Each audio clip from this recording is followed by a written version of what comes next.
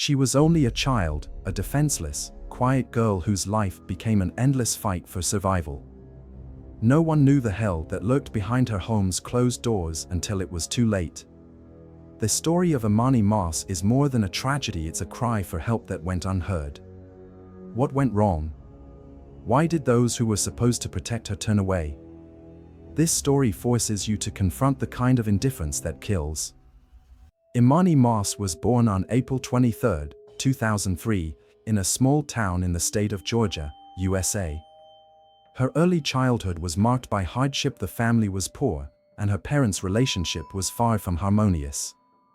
Imani often remained in the care of her father, Emmanuel Moss, because her mother, Ebony Studevant, struggled repeatedly with the challenges of raising a child. Emmanuel was a young man with great hopes for the future. After Imani was born, he worked hard to provide for her and to build a stable home. However, his marriage to Ebony soon collapsed, leaving Imani in his custody. Despite the divorce, he continued to do his best to give her everything she needed. In 2009, a new woman entered Emmanuel's life, Tiffany Moss. Younger and attractive, she seemed like the perfect candidate to be a mother figure for little Imani. Emmanuel believed this marriage would bring stability to their lives. The couple wed that same year, and Tiffany soon became a permanent member of the family. But reality turned out to be very different from what Emmanuel had hoped. Despite her pleasant appearance and promises of love, Tiffany was distant toward her stepdaughter from the beginning. While Emmanuel tried to take care of Imani, his new wife seemed to view the girl not as a child, but as a burden. This rift was clear to those around them, yet many chose not to interfere in the family's affairs. A pivotal moment in the story came with the birth of Tiffany's own children. This event worsened her neglect of Imani, who now seemed to have completely lost her place in her stepmother's heart. Though Tiffany displayed a facade of caring in front of others, at home Imani faced cold indifference and contempt. Emmanuel, consumed by work to support the family, often left Tiffany to run the household. Imani was a quiet, obedient child, but her life only grew more difficult with time. Her stepmother steadily took away even the small joys she had. As the years went by, tension mounted in the home, foreshadowing the tragedy that was already taking shape behind closed doors. Alarming reports about the Moss household began to emerge soon after Emmanuel and Tiffany got married. In 2010, social services first received complaints alleging abuse of Imani. Neighbors and school staff noted strange bruises and cuts on the girl's body. When Child Protective Services visited the home, both Tiffany and Emmanuel insisted the injuries were the result of accidents. Imani, frightened and unsure of herself, backed up their story. However, in 2013, the situation escalated dramatically. Tiffany was arrested for abusing Imani. According to the charges, the stepmother had beaten the girl, leaving her with serious injuries. Imani was hospitalized, and doctors documented multiple signs of physical abuse that did not align with the parents' explanations. After Tiffany's arrest, the family came under close scrutiny by the authorities. She was found guilty and given a suspended sentence, along with a requirement to attend anger management classes. Imani was temporarily removed from the family and placed in her grandmother's care. But just a few months later, she was returned home. That decision proved disastrous. Social services believed they had done enough. Imani's father was cooperative, and Tiffany promised to change. In reality, bringing Imani back only ushered in even more severe abuse. Tiffany, harboring resentment, now had free rein, and Imani, for all intents and purposes, was defenseless. At school, the changes in Imani became increasingly obvious. She looked thin, constantly exhausted, and teachers noted that she often arrived hungry. Imani avoided interacting with classmates and tried not to draw attention to herself. On occasion, she even attempted to justify the abuse by saying she behaved badly and deserved punishment. This only reinforced suspicions that she was experiencing systematic abuse at home. Neighbors and relatives of Imani sensed that something was wrong, but lacking direct proof, most chose not to get involved. One neighbor later confessed to seeing Imani taking out the trash in cold weather without shoes, but she never reported it, fearing a confrontation with the Moss family. Unnoticed by those around her, the once cheerful little girl had become a terrified, downtrodden child. She suffered in silence, afraid that any word she spoke might lead to even harsher punishment. Meanwhile, Tiffany seemed to feel emboldened by the lack of real consequences. Her control over Imani became absolute, and violence became part of everyday life. These warning signs should have spurred immediate intervention, but a child protection system that had already failed once was unable to prevent the looming catastrophe. After Imani returned to the Moss household following her temporary stay with her grandmother, the situation rapidly deteriorated. Tiffany Moss tightened her grip on the girl, turning her life into a series of never-ending punishments. These punishments went beyond physical beatings. Imani began to suffer from systematic starvation, a particularly cruel form of torture that Tiffany used to break her both psychologically and physically. Imani became increasingly emaciated. Neighbors noticed how thin and exhausted she looked, but Tiffany's excuses claiming that the girl had a poor appetite or had always been skinny eased their suspicions. The school also started losing contact with Imani. In the final months of her life, she almost stopped attending classes. When teachers tried to reach out to her parents to find out why she was missing school, Tiffany made excuses, claiming that Imani was sick or being homeschooled. In truth, Tiffany was actively isolating Imani from the outside world. The girl rarely left the house, trapped with a stepmother who tormented her relentlessly. Imani would go without food for days, sometimes even weeks. Her condition worsened by the day, but no one around her, including her father, stepped in. As would later come to light, Emmanuel was aware of what was happening but chose to ignore it, fearing Tiffany and potential conflicts within the family. The last photographs taken of Imani shortly before her death show a skeletal, despondent child. Her face, once full of life, revealed only despair and pain. These final months would become a major focus of the court proceedings that followed. By October 2013, Imani was on the brink of total collapse. She weighed just over 32 pounds, far below the normal weight for her age. She had grown so weak that she could barely move. Despite this, Tiffany not only continued her cruel treatment, but also tried to convince others that Imani was fine. Eventually, Imani's body simply could not withstand the deprivation and abuse any longer. One day in October, she lost consciousness, her frail body giving out under the strain of malnourishment and constant stress. Rather than immediately calling for medical help, Tiffany and Emmanuel made a horrifying decision. They chose to conceal Imani's death to avoid responsibility. Those final months were the most agonizing part of Imani's short life. Each day became a fight for survival, a fight she stood no chance of winning, left unprotected and alone. On the night of October 24, 2013, tragedy struck in the Moss household, bringing an end to the girl's harrowing ordeal. Imani, pushed to the brink of exhaustion, lost consciousness. Her body could no longer endure the constant starvation and abuse. Instead of calling for medical help, Tiffany and Emmanuel decided to hide what had happened. Tiffany, the main instigator of the violence, insisted that going to the hospital was too risky because it would inevitably draw the attention of the police. Emmanuel, used to following her lead, went along with it. Thus, Imani died in her own home, deprived of any assistance, surrounded by the very people who were supposed to protect her. After Imani's death, Tiffany devised a plan to dispose of the body. She told Emmanuel to place the girl's remains in a bag and hide it in their apartment. For several days, they discussed what to do next. Tiffany insisted that they had to get rid of the body to avoid an investigation. According to her plan, Imani's remains would be burned.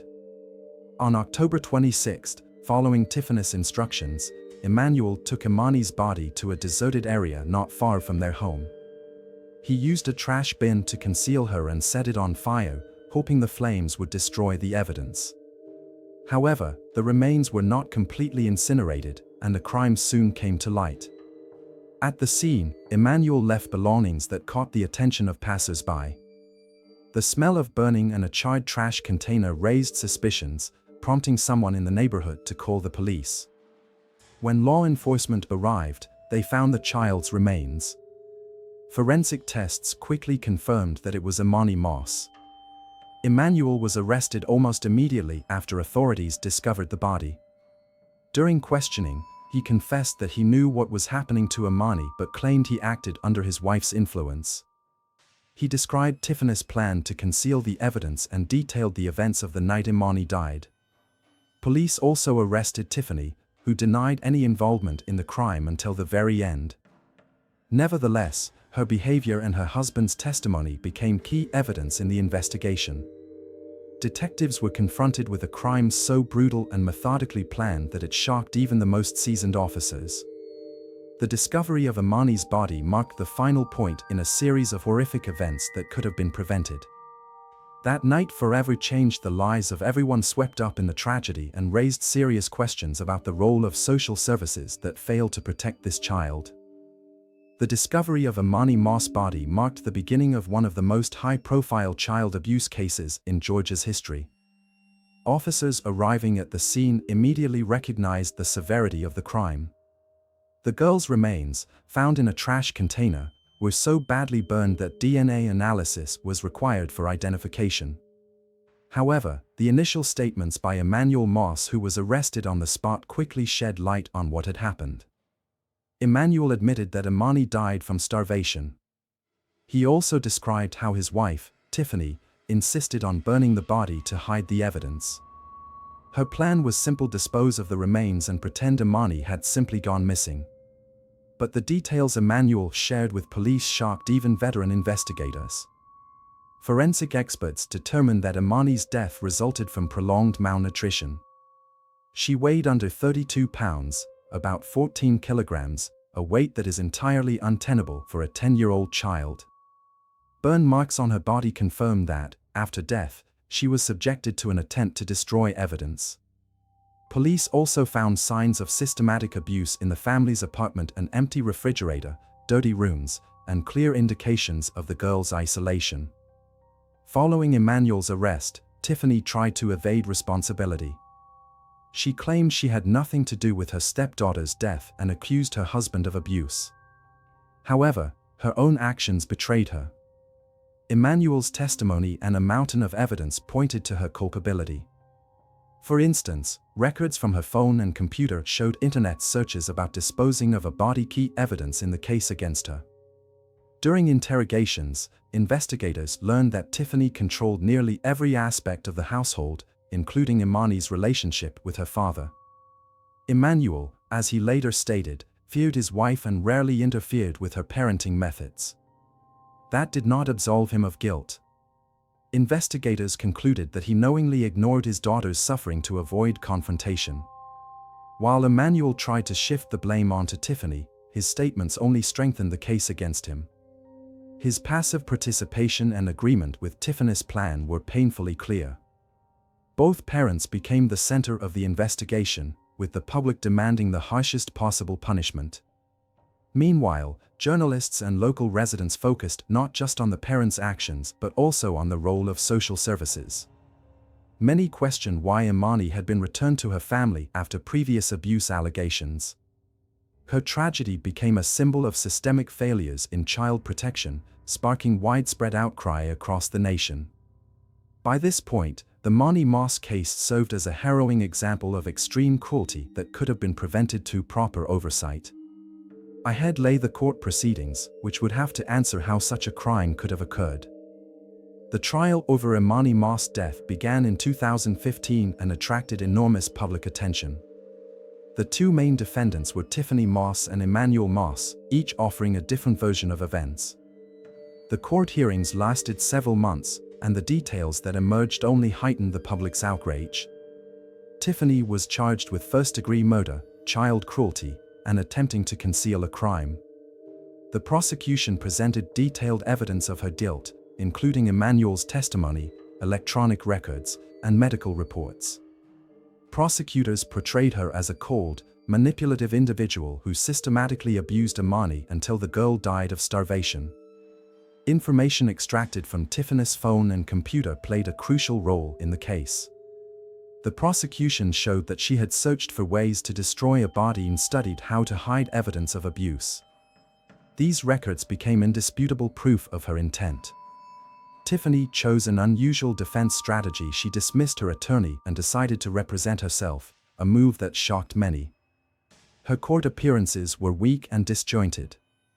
She maintained her innocence, claiming that Emmanuel was responsible, but her assertions found little support. Emmanuel struck a deal with prosecutors, agreeing to cooperate in exchange for a lighter sentence. He admitted his guilt as an accomplice and provided detailed testimony against his wife. In court, he served as the prosecution's key witness, describing how Tiffany controlled the household and insisted on mistreating the girl.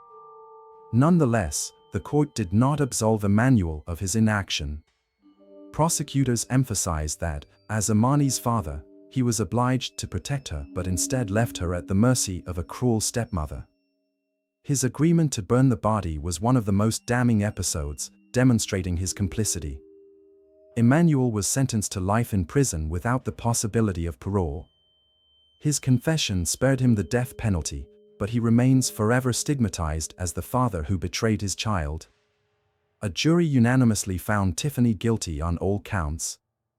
The court labeled her actions premeditated and inhumane.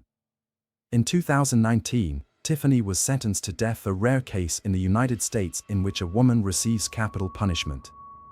During sentencing, Tiffany showed no emotion. Many noted her total lack of remorse, which only intensified public anger toward her.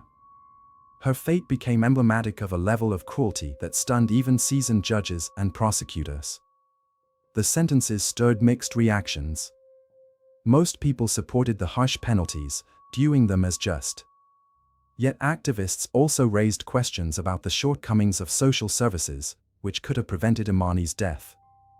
The hearings illustrated just how vulnerable the child protection system can be. Although the trial ended, the repercussions of the Moss case continued to weigh on the public's mind. It served as a lesson in how delay and indifference can lead to tragedy. The Imani Moss case stirred widespread public outrage, transcending the courtroom and becoming a symbol of systemic failures in child protection. Her story shocked not only the residents of Georgia but the entire country, sparking serious debates about how to prevent such tragedies in the future. One of the most pressing concerns was the failure of social services, which had multiple opportunities to intervene but let them slip by. After Tiffany's arrest in 2013, Imani was briefly removed from the family, yet she was soon returned to the same people who would later kill her. This decision drew harsh criticism from both the public and professionals in the field. Reports revealed that mistakes were made by social services at every stage. Home visits were infrequent, and complaints from neighbors and the school were ignored or deemed insufficiently serious. After Imani's death, internal investigations began, and many employees at the Georgia Department of Children and Family Services were either dismissed or reassigned. However, activists argued that the problem went deeper than the errors of individual staff members. They pointed to systemic deficiencies, overworked social workers, inadequate resources, and weak oversight mechanisms for families already under supervision. Journalists covering the case emphasized how the apathy of those around Imani contributed to the tragedy. Many neighbors had seen signs of abuse but did not report them, fearing confrontation or simply preferring not to get involved. This issue became a topic of media discussion, raising questions about individual responsibility and the duty to report suspected abuse. Imani's story also led to a re-evaluation of the role played by teachers, doctors, and other professionals who work with at-risk children. In response, additional training was provided and new protocols were introduced to ensure that such cases are more quickly reported to the appropriate authorities. After the Moss case, Georgia lawmakers began discussing changes to the laws governing child protection. One key reform was increased funding for the state's Child Welfare Department and a reduction in the caseload for social workers. Legislators also tightened regulations regarding the return of children to families with a history of abuse. Additionally, a more rigorous monitoring system was put in place for families with past incidents of child maltreatment. These families are now required to undergo regular checks and rehabilitative programs. Failure to cooperate can lead to the immediate removal of the child. Many local residents and charitable organizations created funds in Imani's memory. These funds support children experiencing abuse and educate the public on recognizing the signs of maltreatment. Schools introduced programs to teach children how to report abuse if they experience it at home. Imani's name became a reminder that indifference and systemic errors can have irreversible consequences. Her story and the many unanswered questions it left in its wake continues to resonate in public debate, spurring calls for reform and improvements in child protective services. The death of Imani Moss left an indelible mark on countless hearts, becoming a symbol of the fight against indifference and inaction in child protection. Her tragedy continues to remind society of the importance of everyone's responsibility, whether social workers, neighbors, teachers, or lawmakers. Imani's story exposed critical gaps in the child welfare system. One of the most discussed issues was the lack of coordination among various government agencies. Court proceedings revealed that many warning signs went ignored due to bureaucratic hurdles and poor communication. Activists insisted on revising how social services operate. A new risk assessment system for children was introduced to better gauge the level of danger within a family. Now, if a child returns to parents after prior incidents of abuse, that family is placed under close surveillance. Support measures for children who have suffered abuse have also been strengthened, including mandatory counseling sessions. One major legacy of the Moss case is heightened awareness of child abuse. Imani's story was discussed in schools, community forums, and media outlets, drawing attention to the urgency of intervention. Many organizations launched campaigns to teach people how to recognize the signs of abuse and report them promptly. Neighbors who had once hesitated to get involved in the Moss household later expressed deep regret. Their admissions serve as a powerful reminder that indifference can make us unwitting accomplices to tragedy. After Tiffany and Emmanuel Moss were sentenced, Georgia lawmakers passed a series of reforms. One of the main steps was increased funding for social services and a reduced caseload for each worker. New laws also enhanced accountability for mistakes made in child protection cases and imposed stricter requirements for professional training. Additionally, an anonymous reporting system was implemented. Now, anyone can report suspicions of child abuse without fear for their own safety. This marked an important step toward creating a culture of intervention aimed at preventing cases like Imani's. Imani's memory has been preserved through charitable initiatives and educational programs. Schools in Georgia began organizing memorial days dedicated to children who have been victims of abuse. Charitable foundations named in Imani's honor support children who are in danger. Her story has inspired many people to fight for children's rights. Activists and attorneys continue to cite her case as an example of the urgent need for reforms in social services, as well as a reminder of each citizen's personal responsibility. The tragedy of Imani Moss was a painful lesson for society. Her death was caused not only by her parents' cruelty but also by the inaction of those who could have protected her.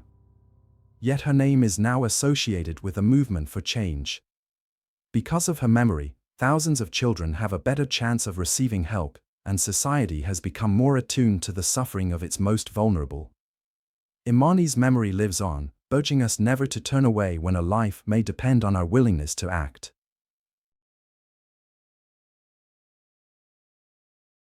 Two little girls vanish alongside their father. A boat, adrift on the vast ocean, holds silent answers to questions no one dares to voice. What lies hidden in the depths, where no one dares to look? And how did one shattered family become the embodiment of a tragedy that shook an entire nation? This story is not merely about a mystery, it is a haunting testament to how love can transform into a force of destruction.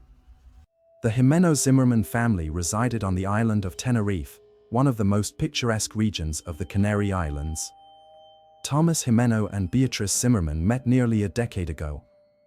Their relationship quickly blossomed into a profound union, solidified by the births of their two daughters, Olivia in 2015 and Anna in 2020. Thomas, a local entrepreneur, was well known in business circles for his spirited and passionate demeanor. Beatrice, on the other hand, was a refined and caring woman, deeply devoted to raising their daughters. Despite their contrasting temperaments, they were long regarded as a happy couple. Their children were the center of their world. Olivia, the elder, grew up as a lively and curious girl with a love for drawing, an affinity for the sea, and a penchant for playing on the beach with her younger sister Anna, who was just beginning to explore the wonders of the world. The family often spent time together traveling and participating in local events. However, as the years passed, cracks began to form in their marriage. Gradually, accumulated disagreements and rising tensions led Thomas and Beatrice to the difficult decision to part ways. Despite their separation, they strove to maintain amicable relations for the sake of their daughters, whom they both cherished deeply. After the separation, the girls stayed with their mother, though Thomas remained an active presence in their lives. Outwardly, he appeared to be a devoted father, willing to do anything for his daughter's happiness. Yet, strains began to surface in their interactions, particularly after Beatrice remarked that Thomas didn't always manage to keep his emotions in check. Following their official separation, Thomas Jimeno and Beatrice Zimmerman agreed to co-parent their daughters, but their relationship rapidly deteriorated. Tensions escalated over disagreements regarding custody and the division of responsibilities for the children's upbringing. Beatrice claimed that Thomas was domineering and manipulative, while he accused her of restricting his rights as a father. The situation worsened as Thomas struggled to come to terms with the end of their relationship. His actions frequently crossed acceptable boundaries, he exhibited aggression and made threats. Early in 2021, Beatrice turned to the courts, seeking to limit Thomas's contact with the children. She also began to suspect that his behavior might pose a danger to their safety. Matters reached a boiling point when Beatrice entered a new relationship. Thomas perceived this as a betrayal and accused her of trying to alienate him from his daughters. During one heated exchange, he ominously warned, "If they can't be mine, they won't belong to anyone." At the time, these words were dismissed as a momentary outburst, but their gravity would later become chillingly apparent. The conflict reached a critical juncture in April 2021, when Thomas was granted an opportunity to spend a day with Olivia and Anna. Hoping that this time together might help him reconnect with his daughters and find some peace, Beatrice agreed. She could not have foreseen that this visit would mark the beginning of an unimaginable tragedy. April 27, 2021, began like any other day. Thomas Jimeno had arranged with Beatrice to spend time with their daughters. He picked up Olivia from school and then collected Anna from home. Beatrice noticed that Thomas seemed calm, but his uncharacteristic politeness and an underlying tension in his demeanor unsettled her. She could not have imagined that this would be the last day she would see her girls. According to the plan, Thomas was supposed to return the children in the evening. However, as the appointed time came and went, Beatrice grew increasingly worried. He wasn't answering her calls, and his phone was turned off. Unable to reach him, she contacted the police, fearing that something unforeseen had occurred. Meanwhile, though mass actions began to come to light through his movements. Around 7:30 p.m., surveillance cameras captured him driving to the marina in Santa Cruz de Tenerife with Olivia and Anna. He was carrying several bags, one of which appeared particularly heavy. It later emerged that he had rented a motorboat.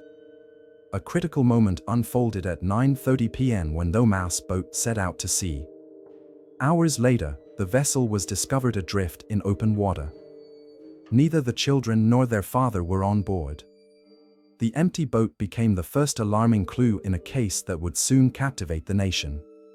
Beatrice spent the night in agonizing anticipation, clinging to the hope that everything would turn out fine.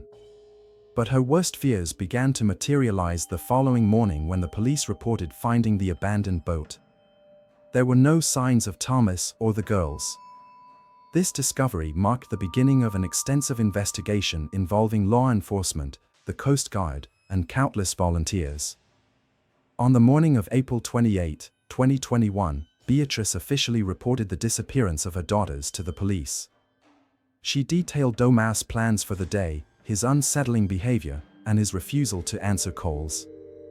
From the outset, it was clear to law enforcement that this case demanded immediate action. The first clue was the discovery of Domas' boat, found adrift near the coast of Tenerife. Investigators noted that the boat's engine was off and the anchor was missing. There were no signs of people or personal belongings on board, deepening the sense of urgency. Search operations commenced immediately. The Coast Guard, assisted by helicopters and patrol boats, scoured the area where Thomas was last believed to have been. That same day, a child's car seat belonging to Anna was found floating near the shoreline. This tangible piece of evidence confirmed that the girls had likely been on the boat with their father. A search of Domas' home unearthed chilling discoveries. Among his belongings were documents that pointed to premeditated intentions, letters containing threats, notes outlining plans to evade the law, and even detailed instructions on how to conceal his whereabouts. One particular letter stood out. It was a written statement of his dissatisfaction with his relationship with Beatrice, ending with the ominous declaration that she would never see the children again. This letter became a crucial piece of evidence, strongly implicating Thomas in the girls' disappearance. The case quickly drew public attention. Media outlets extensively covered the unfolding events, highlighting the increasingly disturbing nature of the situation. Beatrice made an emotional public appeal, begging Thomas to return the children. Her heartfelt plea, describing Olivia and Anna as the very essence of her life, moved millions. As hours turned to days, hope for a happy resolution began to wane. Authorities expanded the search area, deploying specialized vessels equipped with underwater drones. Yet, the initial days of the operation yielded no significant breakthroughs. Meanwhile, the case began to garner international attention. Child protection organizations expressed solidarity with Beatrice, and thousands of people across Spain and beyond organized rallies to support the family. Public pressure on authorities mounted, compelling the investigation to leverage every available resource and technological tool in the race against time. As the investigation progressed, police meticulously pieced together clues that might shed light on the fate of Olivia and Anna. On April 30, 2021, a significant breakthrough occurred when divers discovered an oxygen tank in a blanket belonging to Thomas Jimeno, just 500 meters off the coast. These items indicated premeditation in his actions. A few days later, on May 6, investigators uncovered a child's blanket and several toys, which Beatrice identified as belonging to her daughters. These findings further confirmed that the girls had been aboard the boat. Each new piece of evidence deepened suspicions. All signs pointed to Domas' intent to ensure the girls would not return home. The pivotal discovery came on June 10, 2021. Using a specialized vessel equipped with an underwater robot, investigators searched the ocean floor at a depth of approximately 1,000 meters. The robot located a sports bag, tightly sealed with a zipper. Inside was the body of 6-year-old Olivia. A medical examination later determined the cause of death to be mechanical asphyxiation. Near the first bag was a second one, torn open and empty. Investigators speculated that it had contained Anna, but her remains were never recovered. Experts suggested that ocean currents might have carried them away. The discovery of Olivia's body marked a devastating turning point, confirming the worst fears. Domas' actions were deliberate and meticulously planned. The absence of Anna's body and Domas' disappearance only deepened the mystery, but it was clear that he had orchestrated this horrific crime with precision. The public reacted to the revelations with widespread horror. Thousands took to the streets, holding banners denouncing violence against children and demanding stronger protections for minors.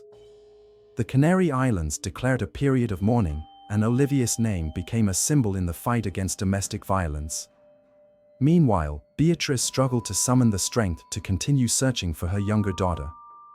Her public statements resonated deeply with millions, as she spoke of her enduring love for her children and her hope that the full truth of what happened would one day emerge.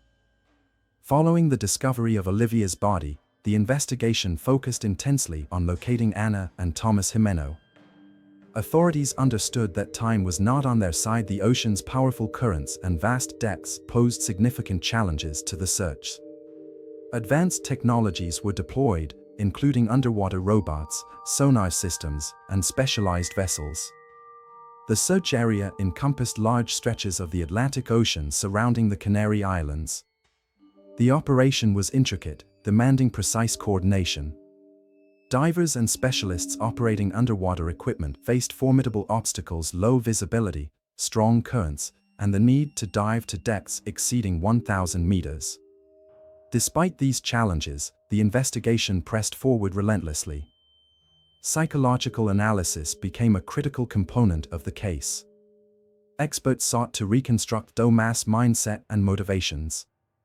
According to those close to him, Thomas exhibited signs of narcissistic behavior and emotional instability. In the months leading up to the tragedy, he had repeatedly threatened Beatrice, hinting that she would lose everything. These accounts proved vital for understanding his actions and intent. The investigation revealed that Thomas had meticulously planned his actions.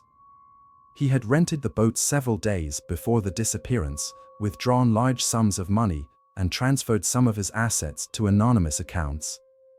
His writings expressed a refusal to see his daughters with another man, revealing jealousy and a desire to punish Beatrice. Simultaneously, police explored the possibility that Thomas had staged his own death and gone into hiding. His financial activities and potential connections outside Spain were scrutinized. However, no evidence surfaced to substantiate this theory. As the investigation deepened, public outrage mounted, sparking demands for legislative reform.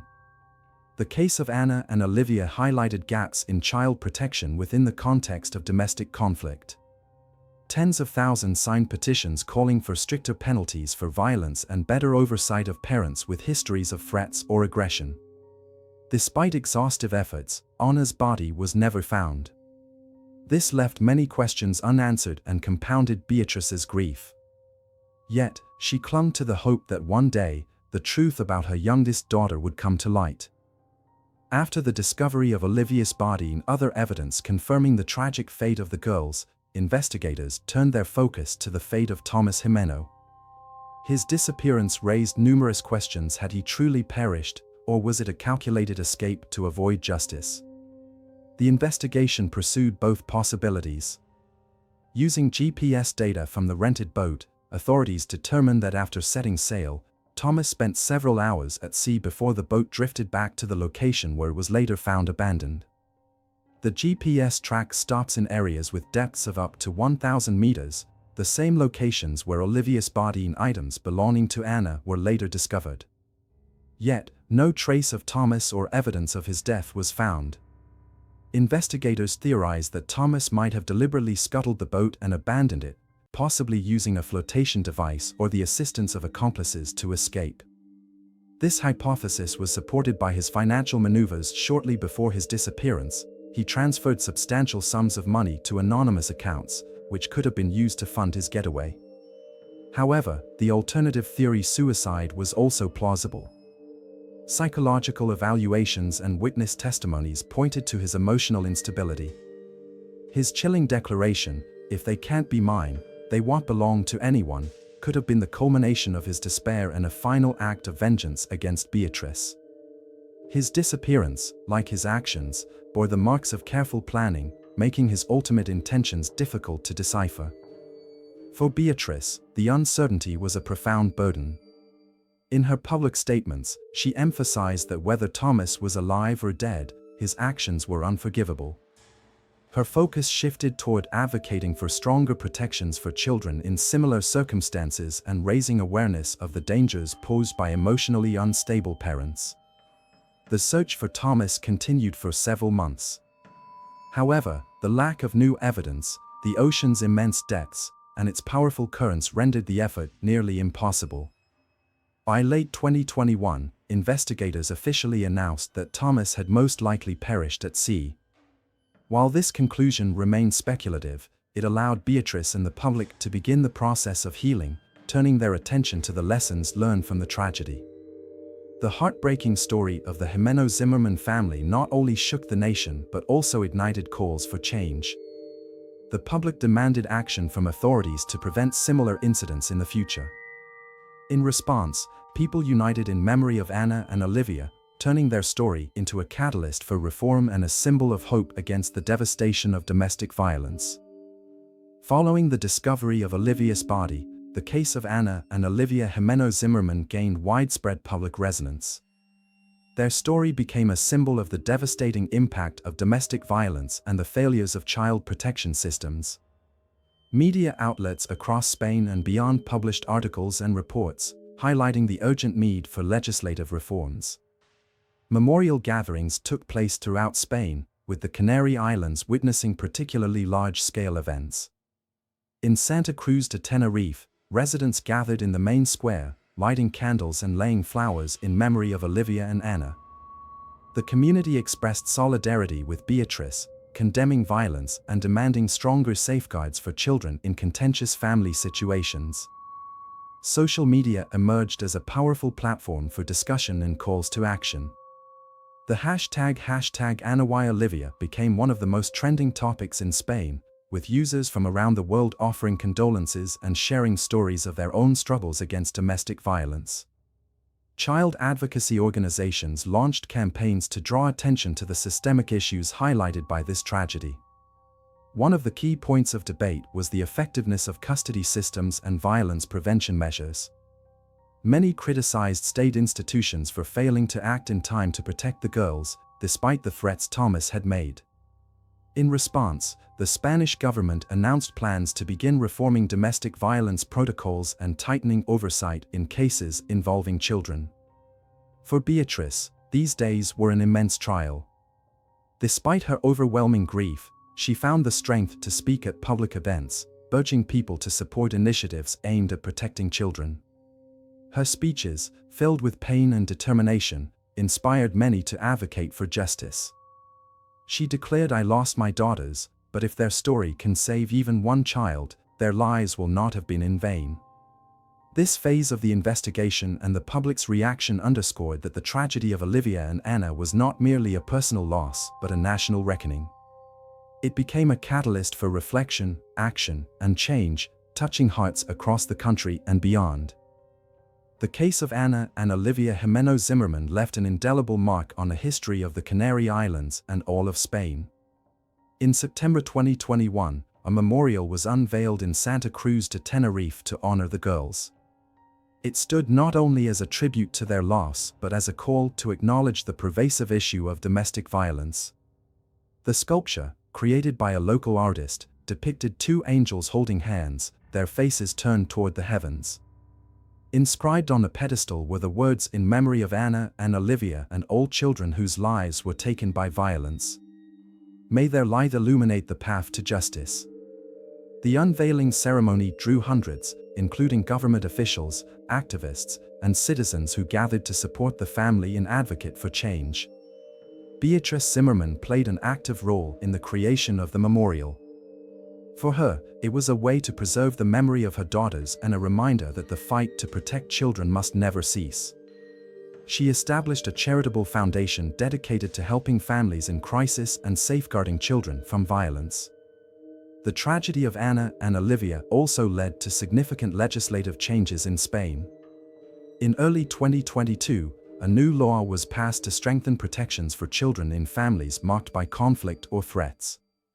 It included stricter oversight of custody arrangements and provisions for immediate intervention when a child's safety was at risk. The impact of the case extended beyond Spain's borders. International organizations like UNICEF used the story to spotlight the global issue of domestic violence. Anna and Olivia's fate became a topic of discussion at international forums, where policymakers debated measures to prevent similar tragedies. For the people of the Canary Islands, the memorial became a place to express grief and solidarity. Each year, on the anniversary of Anna and Olivia's disappearance, remembrance events are held, and hundreds of candles are lit around the sculpture. Beatrice continued to share her story, determined that her personal tragedy would serve as a warning to others. She said, "I cannot bring my daughters back, but I can ensure their deaths were not in vain. I want no child to suffer as mine did. The case of Anna and Olivia Jimeno Zimmerman became a poignant symbol of the devastation wrought by family conflict and a critical importance of recognizing and addressing signs of violence. Despite immense efforts, Anna's body was never found, nor were the remains of Thomas Jimeno. Investigators concluded that he had likely planned the murders and his own disappearance to inflict maximum pain on Beatrice. Yet his exact motives and the precise circumstances of the girl's final hours remain a mystery. For Beatrice, the tragedy was an inexhaustible source of sorrow and a catalyst for action. Through the foundation she established in her daughter's memory, she dedicated her life to protecting children from violence. Her work resonated with thousands, and the foundation has since supported numerous families in need. Public outcry over the case led to tangible results. The legislative changes inspired by Anna and Olivia's story made Spain a leader in child protection laws. The new law, unofficially named Olivia's Law, served both as a tribute to the girls and a tool for preventing future tragedies. The case, however, left lingering questions, particularly about timely intervention in cases of threats. Many wondered if the tragedy could have been averted had those mass threats been taken more seriously earlier. This remains a topic of debate among experts and within society. For the Canary Islands, Anna and Olivia became more than just names. They became symbols of the need to protect children and combat domestic violence. Each year, the community gathers to honor their memory, a solemn reminder that tragedies like theirs can be prevented if society remains vigilant and willing to act. Anna and Olivia's story is not just one of loss, but also of transformation, of how profound pain can inspire meaningful change. As Beatrice often says, I want my daughters to be remembered as the ones who made the world think.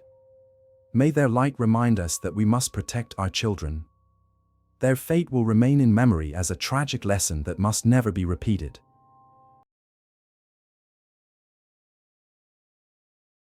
On May 3, 2007, the tranquil resort town of Praia da Luz, in southern Portugal, gained international notoriety due to the tragic disappearance of a young girl, Madeleine McCann. Her parents, Jerry and Kate McCann, both British doctors, were vacationing at the Ocean Club complex with their children, including 3-year-old Madeleine and her younger twin siblings. The family had chosen Praia da Luz for a peaceful retreat, but the events of that night irrevocably shattered their lives and captured global media attention. That evening, the family dined at a restaurant within the resort complex. Nearby sat other vacationers they had befriended during their stay. Meanwhile, Madeleine and her siblings slept in their apartment, situated across a small road from the restaurant. Believing the short distance made it safe, the parents took turns checking on the children periodically while dining. This routine practice seemed harmless and unthreatening to them. At around 9 p.m., Kate McCann checked on the children, finding them all sound asleep, Madeleine in her bed and the twins in theirs. 45 minutes later, at approximately 10 p.m., Jerry McCann made another check. To his horror, Madeleine was gone. When the parents realized their daughter was missing, they immediately began searching the resort grounds, enlisting the help of staff, but no one had seen her. Local police were called to the scene, and as panic set in, friends and neighbors joined the search. However, their efforts proved fruitless. The police response was criticized for its lack of urgency. Crucial early moments were wasted following unverified leads, and the search area was not immediately secured. By 1 a.m., the police officially declared Madeleine McCann missing. Statements were taken, but there was no information pointing to her whereabouts. The local community speculated about an outsider's involvement, but the Portuguese authorities had no evidence of foul play at the time. The next day, May 4th, search efforts intensified, with more officers and volunteers combing the surrounding areas. Yet, as days passed, hopes of finding Madeleine alive began to wane. The heartbreaking news of her disappearance quickly spread worldwide. The story of 3-year-old Madeleine McCann, who vanished without a trace, became an international sensation. Media outlets raised questions about child safety, the responsibilities of tourist resorts, and the political implications of the case. While some criticized the local police for insufficient action, others speculated about a kidnapping that could lead to tragic consequences. Meanwhile, the McCann family was consumed by despair. Kate and Jerry clung to the hope of receiving positive news but grew increasingly desperate as time wore on. How could a little girl vanish from her bed without a trace or clue?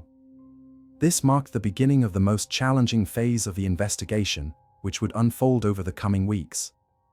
For the McCann family, it was the start of a long and grueling journey, filled with anguish and an unrelenting search for answers. In the immediate aftermath of Madeleine McCann's disappearance, Portuguese police launched an investigation. However, numerous errors in those critical first hours drew significant criticism. The apartment from which Madeleine vanished was not promptly secured, allowing hotel staff, neighbors, and family friends to come and go freely. Potential evidence, such as fingerprints or shoe prints, may have been compromised. Initially, authorities pursued the theory that Madeleine might have wandered off from the apartment. Search parties scoured nearby beaches, roads, and wastelands, but this possibility was soon ruled out. It seemed improbable that a 3-year-old could have traveled far without being noticed. Witness testimonies began to emerge. One individual, Jane Tanner, a family friend, reported seeing a suspicious man carrying a child toward the beach at around 9:30 p.m. just before Kate McCann discovered Madeleine was missing. Tanner described the man as white, with dark hair, wearing dark trousers and a light shirt. This account became the cornerstone of the abduction theory. However, evidence remained scant. Investigators found no signs of forced entry into the apartment, leading to speculation that the door might have been left unlocked, facilitating an intruder's access. This detail fueled debate over whether the McCanns' decision to leave their children unattended was prudent and whether an unlocked door could have invited tragedy. Parallel to the search operations, police began interrogating potential suspects. Their focus included Ocean Club staff and guests. Particular scrutiny fell on Robert Murat, a British expatriate living nearby, whose keen interest in the investigation raised suspicions. Despite a thorough search of his home, no incriminating evidence was found. The investigation took a controversial turn when British authorities joined the effort, bringing sniffer dogs trained to detect traces of blood and human remains. The dogs indicated several spots in the McCanns' apartment and a rental car they used weeks after Madeleine's disappearance. Yet, subsequent forensic analyses yielded inconclusive results. Public engagement grew rapidly. Madeleine's photos were circulated worldwide.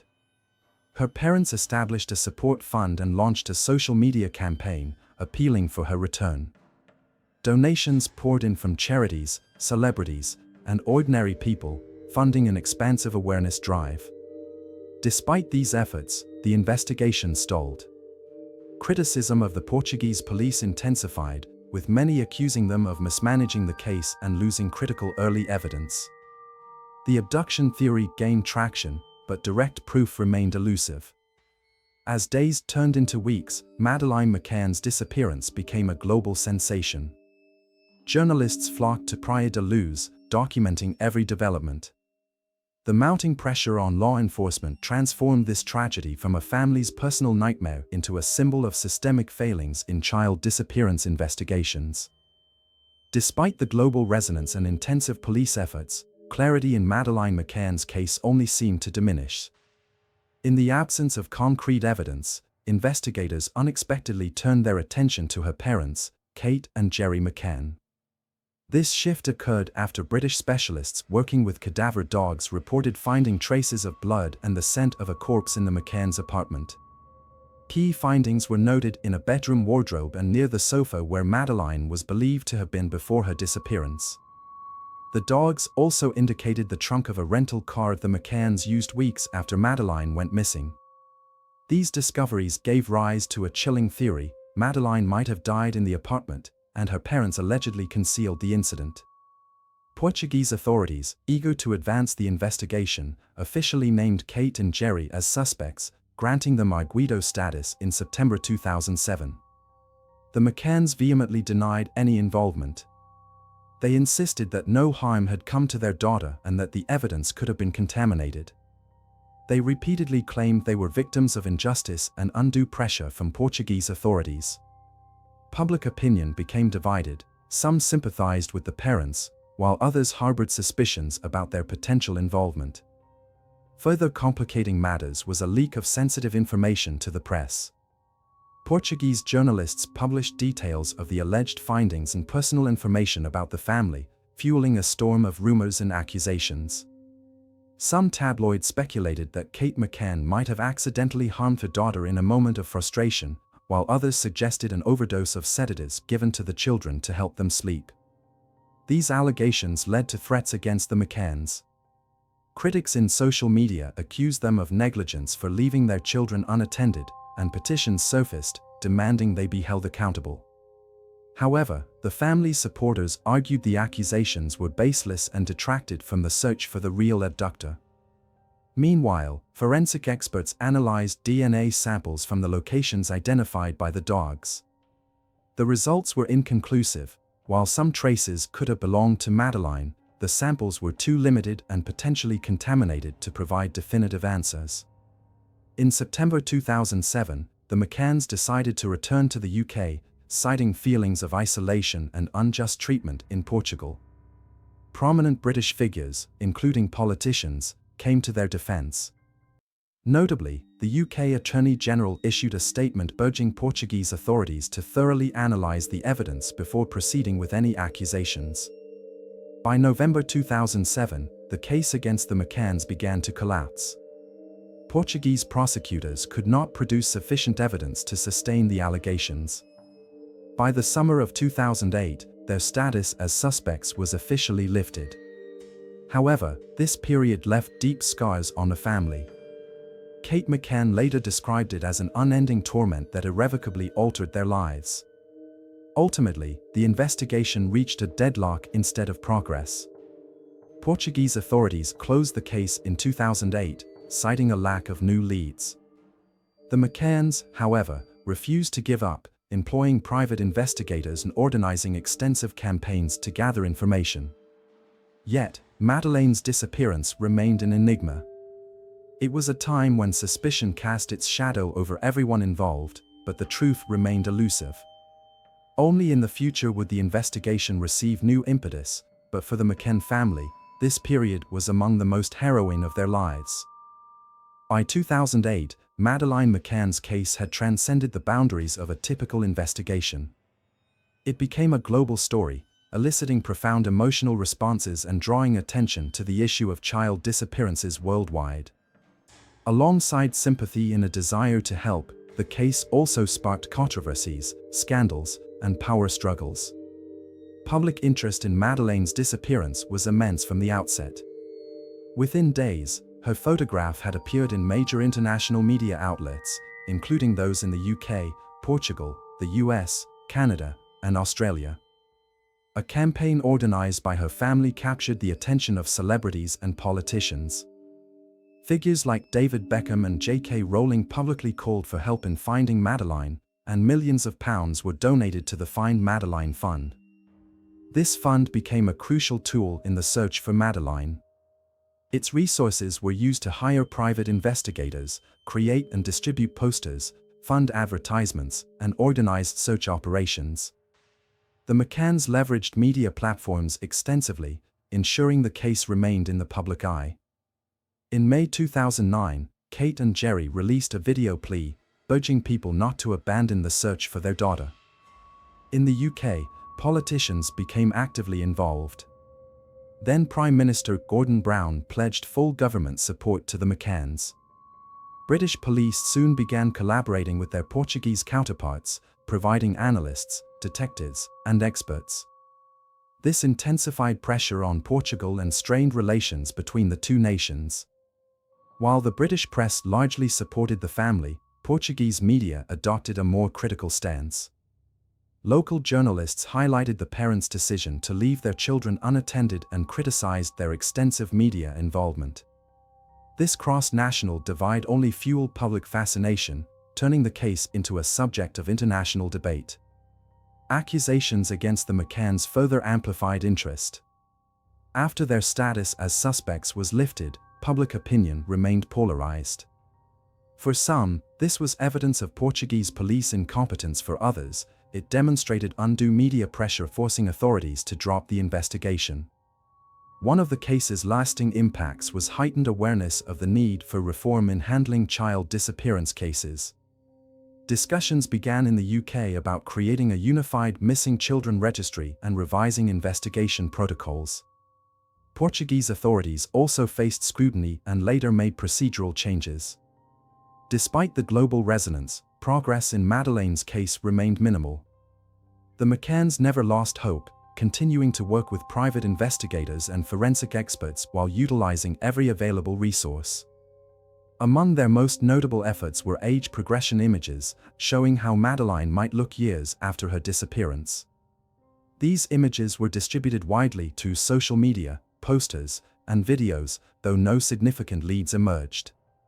By the early 2010s, Madeleine McCann's story had become one of the most infamous modern mysteries. It left an indelible mark not only on her family but on millions worldwide, serving as a poignant reminder of the fragility of safety and how quickly a single family's tragedy can captivate the world. Yet, hope for resolution endured. Despite setbacks, the McCanns believed that one day they would uncover the truth.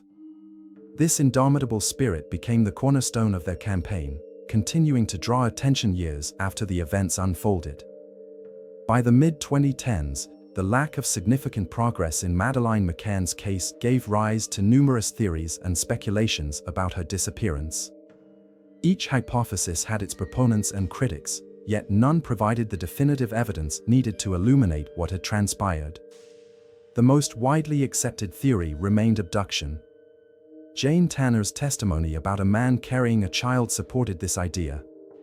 Additional reports surfaced about suspicious individuals seen near the McCanns' apartment on the day of Madeleine's disappearance.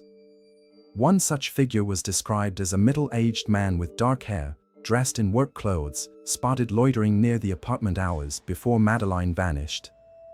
This fueled suspicions of a possible link to human trafficking networks. Some experts suggested the abduction might have been premeditated, possibly orchestrated for illegal adoption or exploitation. Such crimes are tragically familiar in international cases. However, no concrete evidence surfaced to substantiate this theory. Another hypothesis posited that Madeleine might have died accidentally, with her body subsequently hidden to conceal the circumstances. This theory gained traction after reports of blood traces detected by cadaver dogs. One scenario speculated that she might have fallen from the sofa or sustained a fatal injury. This explanation, however, raised doubts due to the logistical challenges of disposing of a body without arousing suspicion. The McCanns firmly rejected the possibility of an accident and continued to assert that Madeleine had been abducted. Robert Murat, a British expat living near the McCanns' apartment, became a focus of police attention in the early days of the investigation. His house was searched, and he was interrogated multiple times. Murat, who worked as a translator for the police, denied any involvement. Despite his cooperation, his apparent interest in the case and certain behaviors drew public scrutiny. Months later, all allegations against Murat were dropped, and he successfully sued several British tabloids for defamation. Over the years, other suspects emerged. One was a man seen by tourists near the apartment, reportedly soliciting donations for charity. Witnesses described his behavior as unusual, but no links to Madeleine's disappearance could be established. In 2013, British police reopened the case under Operation Grange and released e-fit images of possible suspects based on witness accounts.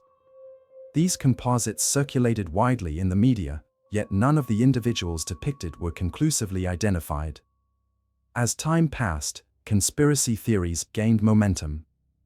Some speculated that powerful individuals or secret organizations were involved in Madeleine's disappearance.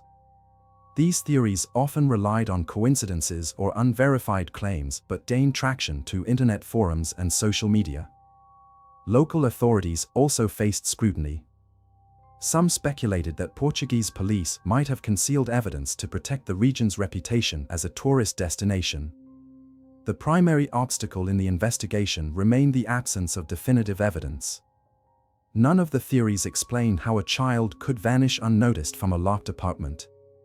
The McCanns and their supporters continued to insist that someone must have seen or known what happened that night. They expanded international campaigns, sought help from global experts, and offered substantial rewards for credible information. The case of Madeleine McCann became a mirror reflecting both humanity's resilience in pursuing justice and its flaws, from rampant speculation to investigative missteps. New chapters in the investigation lay ahead, promising to renew the world's attention on this haunting mystery. In 2011, 4 years after Portuguese authorities had closed the case, the British government decided to reopen the investigation. Dubbed Operation Grange, the effort aimed to review all available evidence, address gaps, and uncover new leads. Scotland Yard, under the Metropolitan Police, took charge of the operation. The initiative was prompted by a letter from Kate and Gerry McCann to then Prime Minister David Cameron.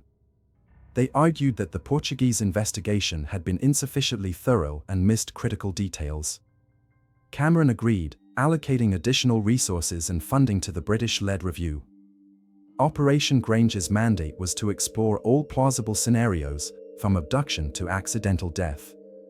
Investigators reviewed over 40,000 pages of material provided by Portuguese authorities, along with reports from private detectives hired by the McCann family. New witnesses emerged during this process, including one who claimed to have seen a man resembling the suspect profiles released by British police in 2013.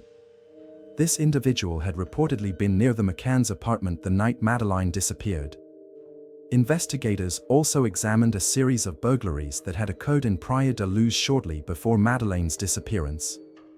Evidence suggested a group of criminals operating in the area, targeting tourist properties. It was proposed that Madeleine might have been an unintended victim of one such break-in. Despite Scotland Yard's efforts, collaboration with Portuguese authorities remained challenging. British detectives lacked jurisdiction to conduct interviews or searches in Portugal without local police approval, slowing progress. By 2015, after 4 years of intensive work, Operation Grange was scaled back. However, several active lines of inquiry remained open, including one concerning a man suspected of a series of child assaults in Portugal. This individual allegedly broke into tourist accommodations to commit crimes, with one case in 2006 bearing similarities to Madeleine's disappearance. Advanced technologies, unavailable in 2007, were used to analyze DNA samples and phone records collected near the apartment on the night of the incident. Yet, these efforts yielded no definitive breakthroughs. Operation Grange became one of the most expensive investigations in British police history, with costs exceeding £13 million by 2020. Critics questioned the continued expenditure, but for the McCanns, the case was a matter of principle. They maintained that they would never lose hope as long as even the smallest chance of finding Madeleine remained. Just as it seemed all leads had been exhausted, a dramatic twist came in 2020. The name of a new suspect, Christian Bruckner, came to light, marking the start of a new chapter in this long-running investigation.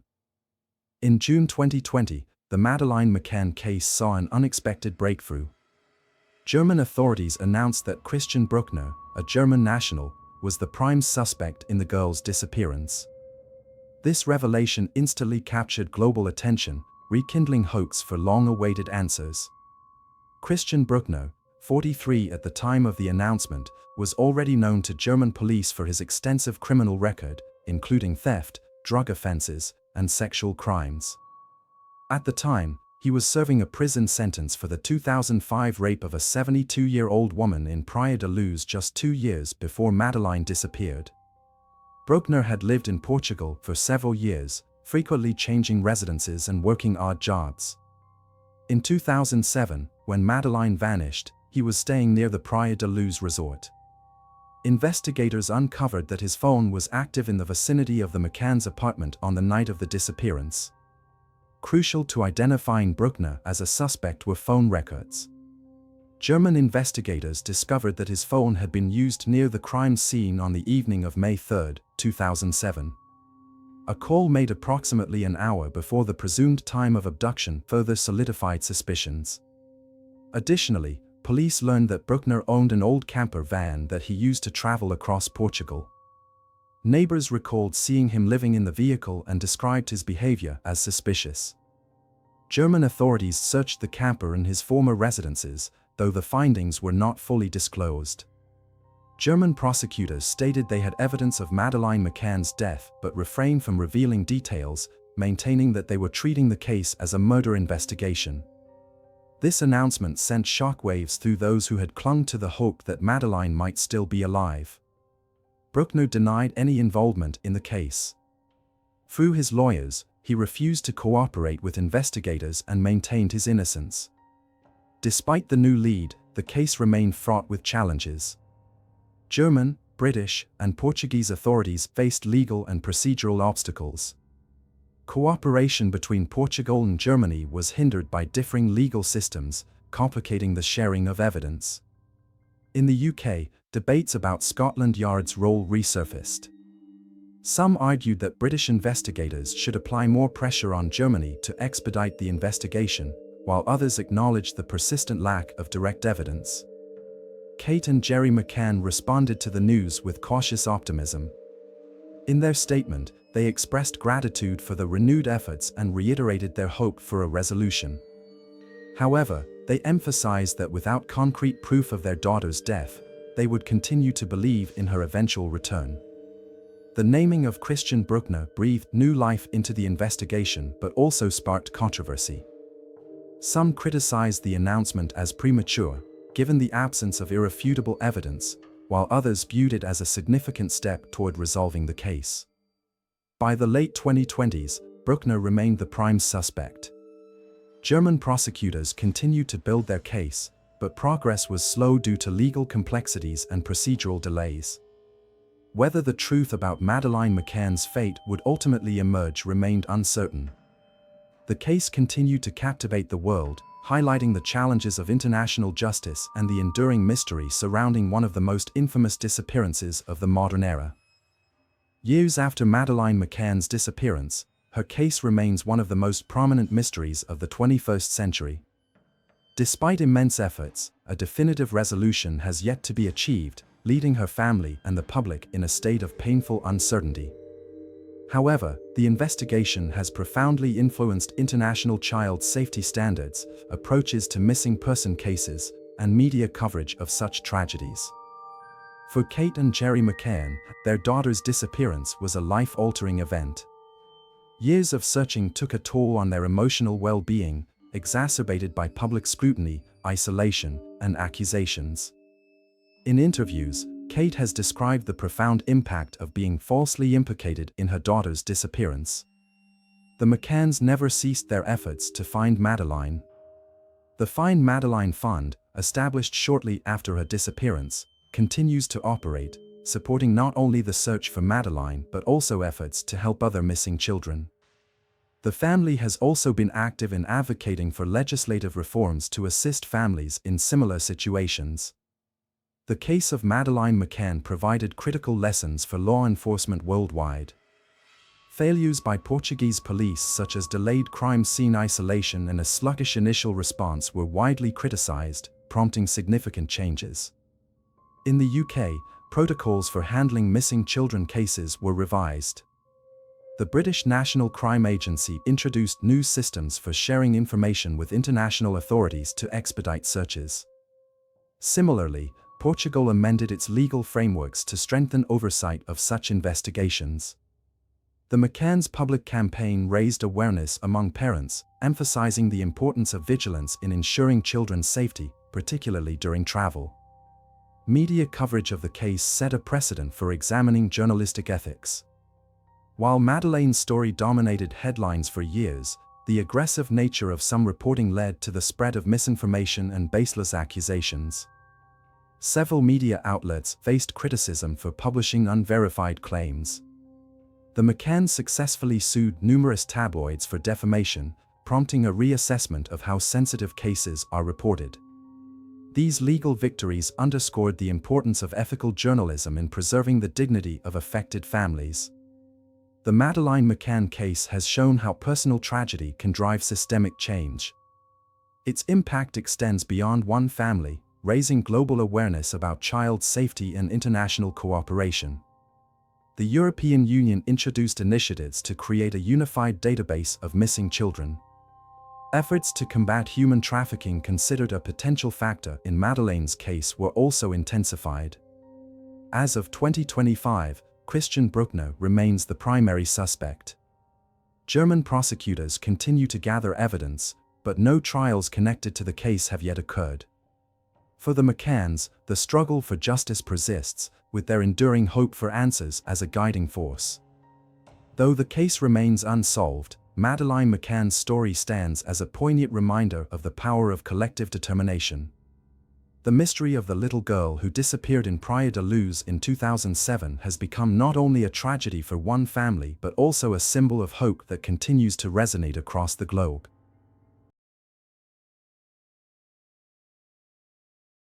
Christmas Day, December 25, 2011, was meant to be a celebration of joy for the residents of Grapevine, a small, tranquil town in Texas. Instead, it unfolded as one of the darkest chapters in its history. In a home adorned with festive decorations, indistinguishable from its neighbors, police discovered 6 lifeless bodies, members of a single family. All had been shot, and among them lay another corpse, later identified as the patriarch, 56-year-old Aziz Yazdan Pana. A handgun was found beside him. The first report of the incident reached police at 11:34 a.m. A man, speaking in a calm and measured voice, stated there had been a shooting and confessed, "I killed people." This chilling declaration marked the beginning of the tragedy that had unraveled in the quiet suburb. Upon arrival, officers found the house locked from within, but the scene inside would haunt even seasoned law enforcement professionals. Aziz Yazdan Pana, dressed in a Santa Claus costume, had used the occasion of the holiday to gather his family together. None of those present likely imagined the day would end in such brutal bloodshed. Among the victims were his estranged wife, Fatma Ramzani, their daughter Nona, and their son Ali, along with other relatives. The initial hours following the tragedy were grueling for police and first responders. The house was permeated with the acrid scent of gunpowder and strewn with signs of destruction. Yet, none of the victims bore any indications of resistance, pointing to the suddenness of the attack. The Grapevine tragedy not only devastated the local community but also shocked the entire nation, evoking waves of sympathy and outrage. Questions surrounding Aziz's motives and the circumstances leading to the massacre remained unanswered at the time. While family homicides during the holidays are not uncommon in the United States, the Yazdan Pana case stood out for its sheer cruelty and premeditation. For the small town, which rarely experienced major crimes, this event was a painful reminder of the darkness that can lurk even within the closest relationships. What could drive a man, who once seemed a loving father and husband, to annihilate his own family? Aziz Yazdan Pana was born in Iran and, like many of his generation, emigrated to the United States in search of a better life. In America, he met Fatma Ramzani, also of Iranian descent, and their seemingly harmonious union became the foundation for their new life in Texas. The couple had 2 children, Nona, a promising young woman, and Ali, a cheerful and spirited boy. The Yazdan Pana family embodied the archetype of immigrant families striving to preserve their cultural heritage while adapting to a new environment. Aziz worked in real estate, endeavoring to provide a comfortable life for his family, while Fatma devoted herself to raising the children and maintaining strong ties with nearby relatives. Nona excelled academically, and Ali was known for his vivacious energy. Beneath this facade of stability, however, cracks began to form. Financial difficulties escalated, particularly during the 2008 housing market collapse, which left Aziz struggling to maintain a steady income. His inability to manage mounting debts strained his relationship with Fatma. Friends and neighbors noticed his increasing withdrawal and irritability. In 2010, Fatma made the difficult decision to divorce Aziz, a blow he struggled to accept. She and the children moved into separate housing but attempted to maintain cordial relations for the sake of the family. Aziz, however, found the separation deeply distressing. His relationship with Fatma remained icy, and his efforts to reconnect with his children were often met with resistance. Compounded by financial instability and personal turmoil, these challenges plunged Aziz into a profound emotional crisis. Though he continued to interact with relatives, his isolation and peculiar behavior became more pronounced. In the months leading up to the tragedy, Aziz confided to friends about his despair and a sense of purposelessness. Christmas 2011 offered Aziz the chance to reunite the family under one roof. Fatma, eager to preserve the holiday spirit for their children, agreed to his invitation. None suspected that behind this gesture of reconciliation lay sinister intentions. Aziz Yazdin Pana was a man of complexities and contradictions. Those who knew him described him as hardworking but introverted, a man who avoided discussing his feelings. Outwardly, he appeared to be a devoted father and husband, yet bitterness over his failures festered within. Control was a defining trait of Aziz's personality.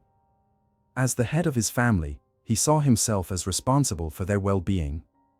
Losing financial stability shattered his self-esteem, leaving him feeling like a failure. The divorce not only severed his bond with Fatma but also deepened his sense of losing control over his children's lives. Colleagues and friends recalled his efforts to project an image of resilience, even as his fortunes declined. He oscillated between moments of feigned optimism and episodes of irritability and gloom. Rarely did he share his inner struggles, rendering his actions unpredictable. Some who knew him suspected he suffered from depression, yet he never sought professional help. Jealousy was another shadowy facet of Aziz's character. Despite the divorce, he clung to the hope of reuniting the family, often in ways that seemed obsessive and invasive. He reportedly surveilled Fatma, suspecting she had begun seeing another man. Nona, then 19, confided in friends that her father sometimes spoke disparagingly about her mother, questioning her decisions. Nona, a college student, was perhaps the most significant figure in Aziz's life. Vibrant and ambitious, she had grand plans for the future. Yet, her relationship with her father was fraught with tension. She resisted his attempts to control her life, leading to frequent clashes. Ali, the younger child, also felt the weight of his father's expectations but generally avoided direct confrontations. Aziz's financial troubles deepened as his debts mounted.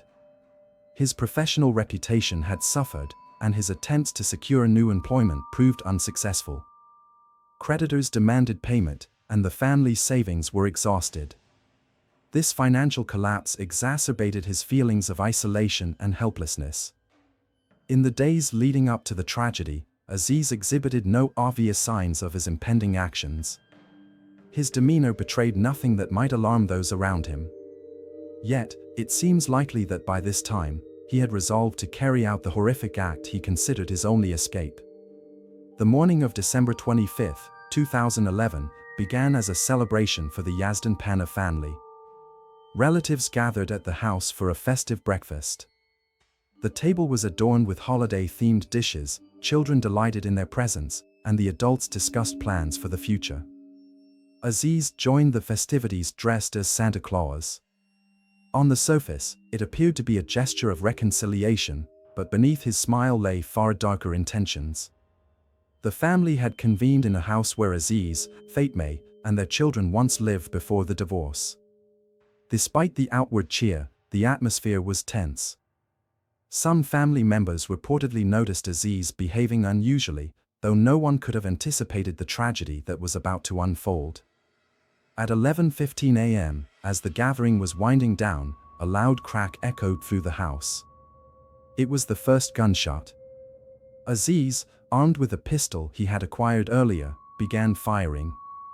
None of the victims had time to comprehend what was happening before it was too late. His first targets were Fatma and her sister, followed by their nephew and niece, and then his own children. With his final shot, Aziz took his own life. According to the investigation, all the victims were found in the same room, indicating that Aziz acted swiftly and methodically. Forensic reports later confirmed that there was little to no evidence of resistance, suggesting the attack caught everyone off guard. At 11:34 a.m., a 911 call was made. On the recording, a man with a calm voice, later identified as Aziz, said, "We're here. I killed them." The eerie composure in his voice, experts suggested, reflected a state of complete emotional detachment. The call ended abruptly, and no further attempts to contact the outside world were made. When police arrived at the house, they found the door locked from the inside. Forcing entry, they were confronted with a horrifying scene. 6 bodies lay on the living room floor, with the pistol nearby. Aziz, still dressed in a Santa Claus costume, sat among his victims. Officers described the scene as one of the most disturbing they had encountered in their careers. Neighbors were stunned upon hearing the news. Many who knew the family struggled to reconcile the Aziz they thought they knew, a kind and caring man, with the perpetrator of such an atrocity. Questions about his motives and the events leading to the tragedy multiplied. How could a man destroy everything he once seemed to hold dear? This day marked not only the devastating end of the Yazdan Pana family but also a grim reminder of how hidden conflicts and internal struggles can lead to catastrophic outcomes. The Grapevine tragedy captured both local and national attention. Media outlets quickly dubbed Aziz Yazdan Pana the Santa Killer, and news of the case spread worldwide. The seemingly idyllic family, living in a quiet suburb, became a haunting symbol of the devastating consequences of concealed family turmoil. Reports about the incident surfaced just hours after police confirmed the mass murder. Much of the focus centered on the Santa Claus costume Aziz wore during the crime. This grotesque detail added a chilling layer to the tragedy, turning a figure synonymous with joy and unity into an emblem of unimaginable horror. Local residents expressed their shock in interviews with reporters. Neighbors described the Yazdan Pana family as ordinary and unremarkable, though some acknowledged noticing changes in Aziz's behavior after the divorce.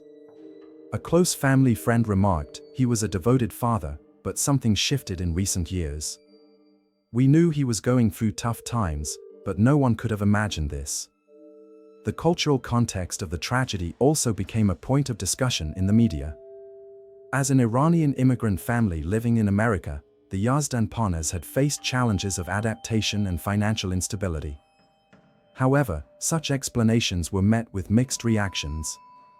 Some experts argued that attributing the incident to cultural differences oversimplified the complex web of factors leading to the massacre. The tragedy sparked an intense wave of discussions across social media platforms. Some users expressed their condolences to the family, while others questioned what could have been done to prevent such a devastating event. Debates ranged from mental health awareness to family conflict resolution and gun control laws. Many questioned who should have recognized the warning signs. Critics lamented, "The system has failed again," pointing to inadequacies in identifying individuals at risk of violence. Religious and community organizations also reacted strongly. The local mosque, occasionally attended by members of the Yazdan Pana family, organized a memorial service. Clergy members called for solidarity and support for those facing personal or financial struggles, emphasizing the importance of early recognition of depression and mental health issues. Amid the widespread attention, law enforcement and investigators worked to control the flow of information, aiming to prevent speculation and misinformation. Despite these efforts, the media and public speculated extensively on Aziz's motives. Theories ranged from financial desperation and jealousy to potential mental illness. Among the clamor of debates, one unifying thread emerged: a collective voice of compassion for the victims. Those who knew Nona, Ali, and the other family members shared fond memories, recounting their kindness, dreams, and aspirations. This helped shift focus away from the perpetrator to the lives that were lost, ensuring their legacies would not be overshadowed by the crime. The events in Grapevine served as a sobering reminder of the importance of recognizing warning signs in loved ones and providing support to those in crisis. Yet, for many, the lingering question remained: why had no one been able to stop this tragedy? The inquiry into the Yazdin Pana family tragedy began immediately after police confirmed the mass murder. Investigators faced the dual challenge of gathering evidence and unraveling the psychological and circumstantial factors that led to such a horrific outcome. The house where the murders occurred was thoroughly examined. Police found the pistol Aziz used beside his body. Records revealed that he had obtained the weapon illegally after financial difficulties prevented him from passing standard background checks. The gun was fully loaded at the time of the crime, indicating premeditation. No signs of struggle were found, underscoring the suddenness of the attack. An empty bottle of antidepressants discovered at the scene lent weight to the theory that Aziz was grappling with severe depression. Notes found among his belongings expressed deep despair. In them, Aziz lamented his perceived failures in life and his family, referring to himself as a lost man. These writings became key evidence in understanding his state of mind. Interviews with friends and family shed further light on the dynamics that preceded the tragedy. Fatma, Aziz's ex-wife, had reportedly confided to others about his obsessive efforts to reunite the family, despite her reluctance. Nona had told friends she felt pressured by her father, who struggled to accept her independence and decisions as she transitioned into adulthood. Financial struggles also emerged as a potential catalyst. Aziz had lost his home, his business, and his savings. At the time of the incident, his debts exceeded $50,000, and he saw no viable way to recover. His failed attempts to find new work compounded his sense of hopelessness. Psychologists consulted during the investigation concluded that Aziz was likely suffering from stress-induced psychological disorders.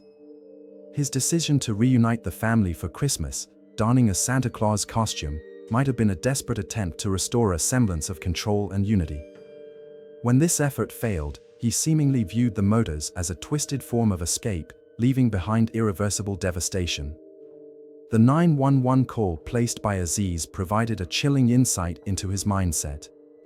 Analysts noted the calmness in his voice, which they interpreted as a sign of emotional burnout and detachment from reality.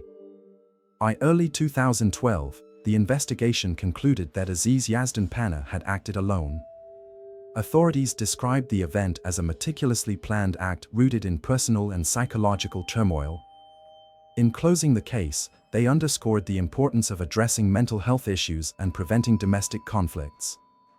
Despite the official conclusion, many questions remained unanswered. Could this tragedy have been averted? Were there missed opportunities to recognize the warning signs? These unresolved issues continued to trouble the family's friends and the community at large. To understand what drove Aziz Yazdin Pana to commit such a heinous act, investigators and experts constructed a psychological profile. This analysis not only provided insights into his actions but also highlighted the tragedy as a broader societal issue. Aziz was a man whose identity was deeply tied to his role as the family's provider and patriarch. His self-worth hinged on being seen as a successful and dependable figure. When the financial crisis derailed his real estate career, Aziz not only lost his livelihood but also the foundation of his self-esteem. This marked the beginning of his descent into despair. The weight of financial ruin, combined with the emotional blow of his divorce, left Aziz grappling with a profound sense of failure. His inability to adapt to changing circumstances both in his professional life and his personal relationships isolated him further. Aziz's struggle to accept his children's independence, particularly Nona's, exacerbated his feelings of losing control. Her resistance to his influence deepened his frustration and alienation. For a man who valued authority and stability, these developments were intolerable. Ultimately, the Grapevine tragedy underscored the urgent need for greater awareness of mental health and the complex factors that can lead individuals to such destructive paths. While the answers may never be complete, the lessons from this devastating event serve as a call to action for families, communities, and institutions alike. The divorce from Fatma ultimately shattered Aziz Yazdin Pana's fragile mental state. Losing control over his family, especially his children, whom he regarded as extensions of his own identity, left a profound emotional scar. Psychologists who analyzed his behavior suggested that Aziz might have suffered from a narcissistic personality disorder. For individuals with such tendencies, the loss of social status or respect can feel like the annihilation of their very existence. Letters found among his belongings revealed the depth of his internal crisis. In these writings, Aziz lamented his circumstances, railing against what he perceived as the injustices of life. He expressed feelings of abandonment by those he considered closest to him. These notes exposed a mixture of guilt and resentment, likely fueling his resolve to seek what he viewed as a final solution. Aziz's narcissistic traits also shaped his relationship with his children. He viewed them as reflections of his success, and their growing independence represented a direct threat to his sense of self.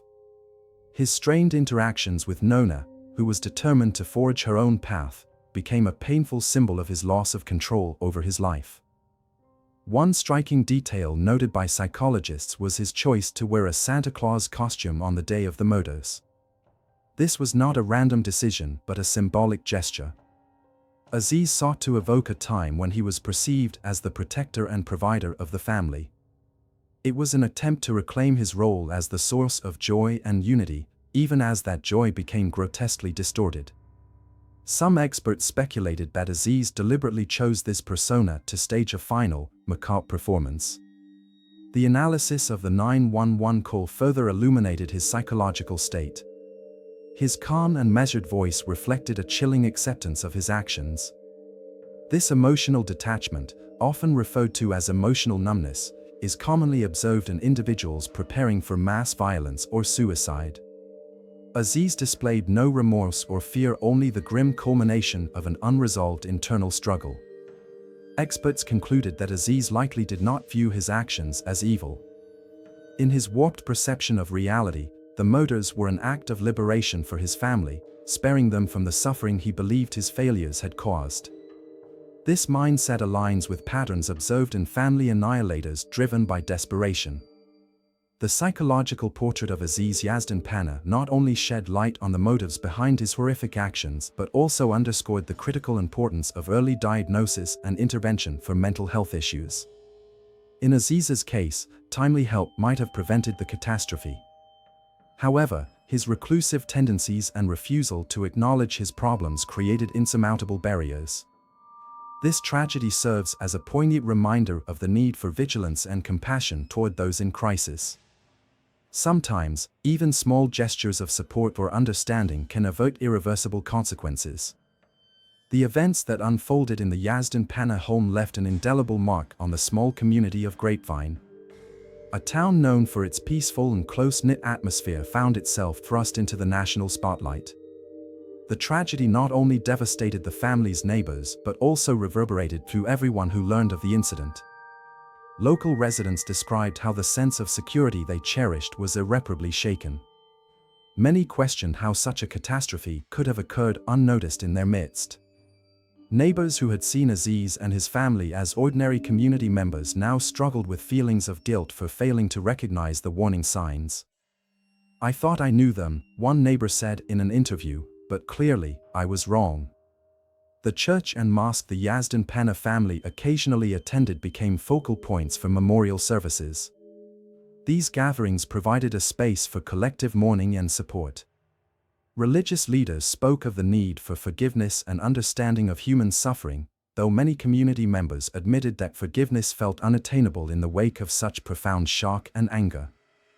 Neighbors organized a memorial at the house where the tragedy occurred.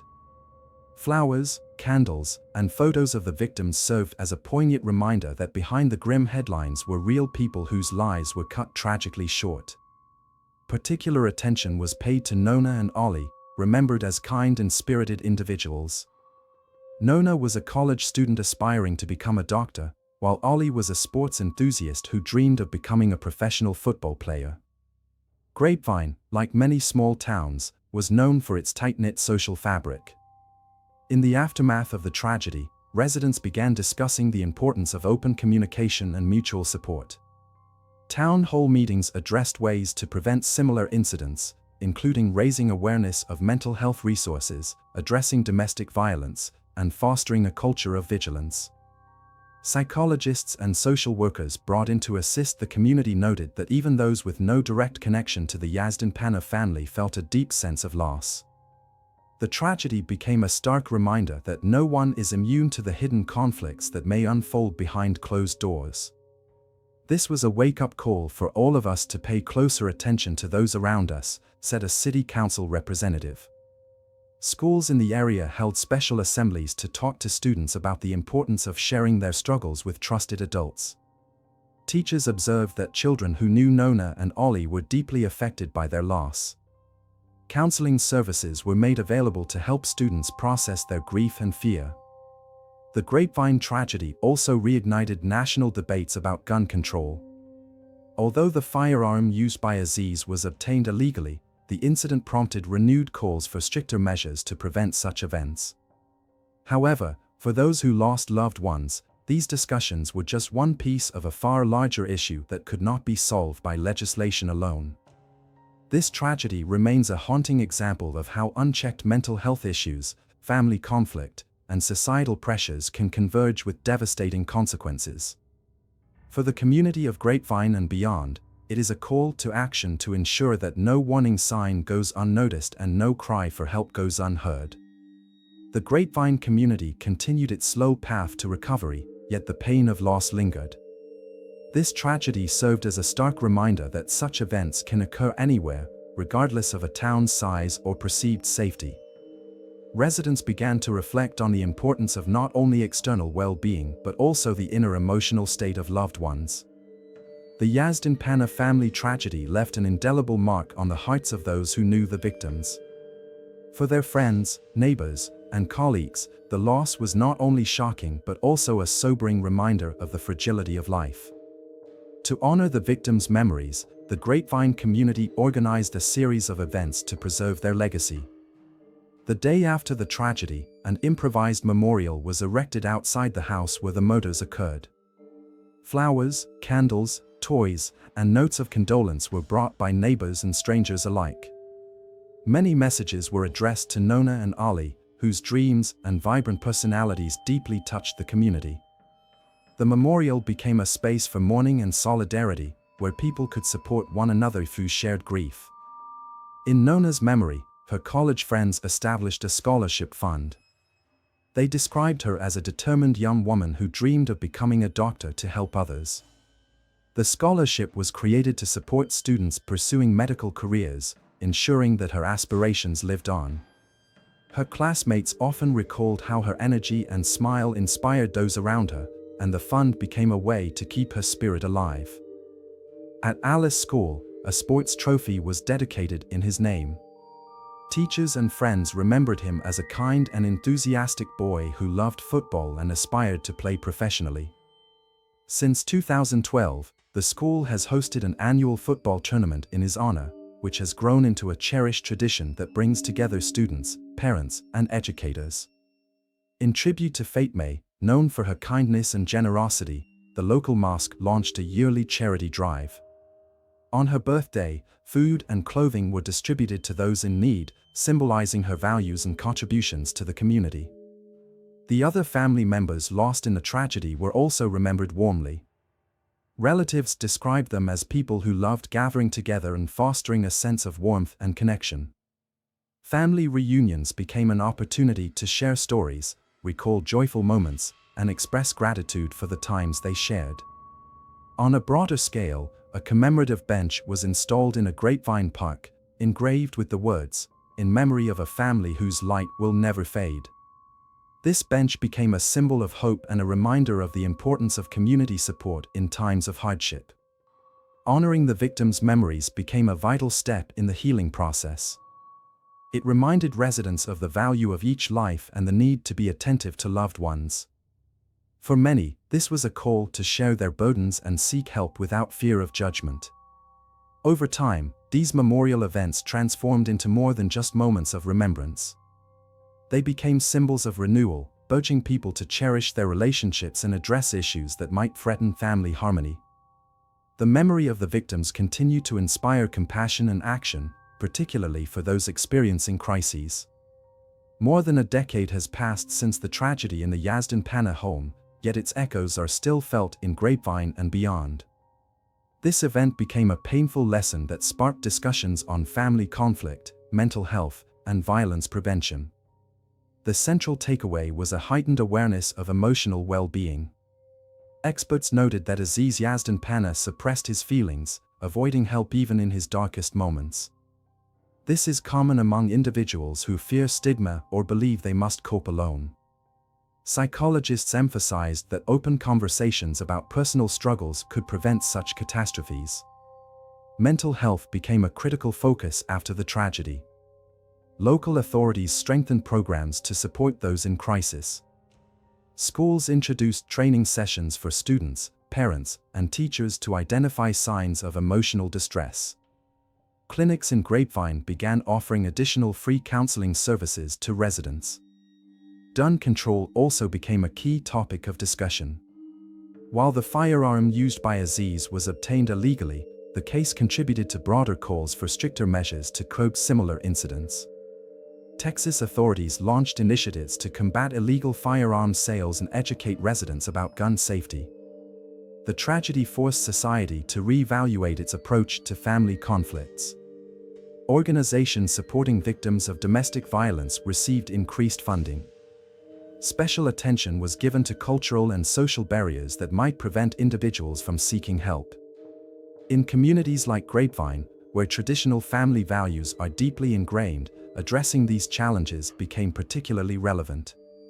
For many, this story served as a poignant reminder of the importance of vigilance and empathy.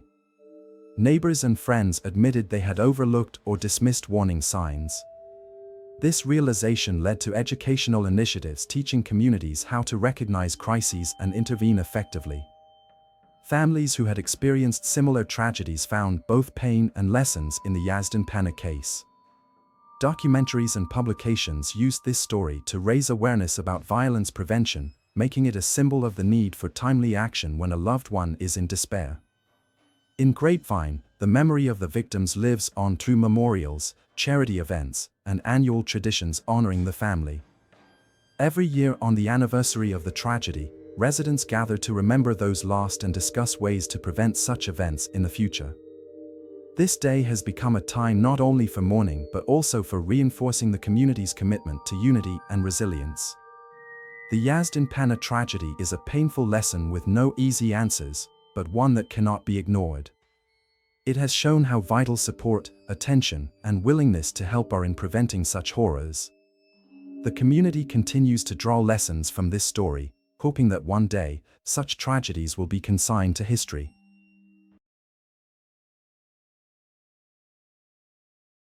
A dark night in Salt Lake City suddenly turned into a nightmare for the Smart family. 14-year-old Elizabeth vanished from her bedroom, while her younger sister, an unwilling witness, froze in terror beneath the covers. Who could have dared to break into their home and abduct the girl, leaving her family in utter despair? A massive search operation was launched, yet the abductors always seemed one step ahead. 9 months of fear, hope, and relentless pursuit. This is a story that shocked the world and proved that resilience can triumph over darkness. Elizabeth Ann Smart, a 14-year-old girl from Salt Lake City, Utah, lived in a large and loving family where she was the eldest of 6 children. The Smart family was well known for their deep religiosity, active involvement in the community, and the harmonious atmosphere of their home. Elizabeth was a talented young girl with a passion for music and sports, her future shining with promise. June 5, 2002, began as an ordinary day for the Smart family. Elizabeth spent the evening with her family before retiring to her bedroom, which she shared with her younger sister, 9-year-old Mary Catherine. The night was calm, with no sign of the tragedy that was about to unfold. At around 2 a.m., danger entered the Smart household. An unknown man broke in through a window leading to the living room. Armed with a knife, he moved silently, appearing to know exactly where he was headed. The intruder entered the girl's bedroom and woke Elizabeth, commanding her to follow him. He threatened her with the knife, warning that he would kill her and her entire family if she screamed or attempted to escape. Mary Catherine woke to the sounds of whispering in footsteps. Frozen with fear, She watched the scene from beneath her blanket, her instincts urging her to feign sleep to avoid becoming the next target. Despite her terror, she managed to observe a few critical details. The kidnapper's voice was low but assertive, and his manner of speaking felt eerily familiar. Obeying the man's orders, Elizabeth followed him. He led her through the house, bypassing the rooms where her parents and siblings were sleeping, and took her out into the backyard. From that moment, Elizabeth vanished without a trace. At dawn, when her parents discovered Elizabeth's absence, panic erupted. Lois Smart, her mother, immediately called the police. A frantic search of the house revealed no signs of forced entry or struggle. The kidnapper had been so meticulous that both the family and authorities were left bewildered. Mary Catherine's account became the sole clue to initiate the investigation.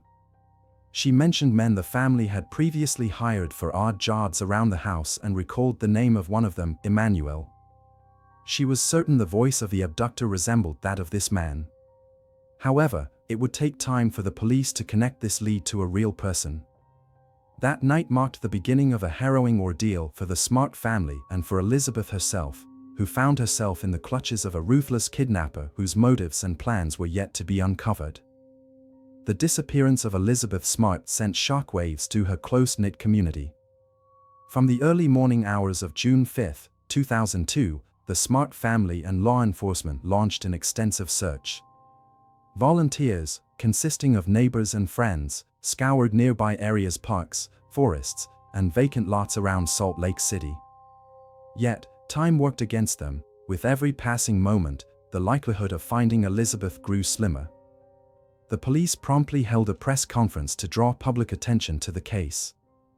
Elizabeth's parents, Lois and Ed Smart, made an emotional plea to the kidnapper on camera, begging for their daughter's safe return.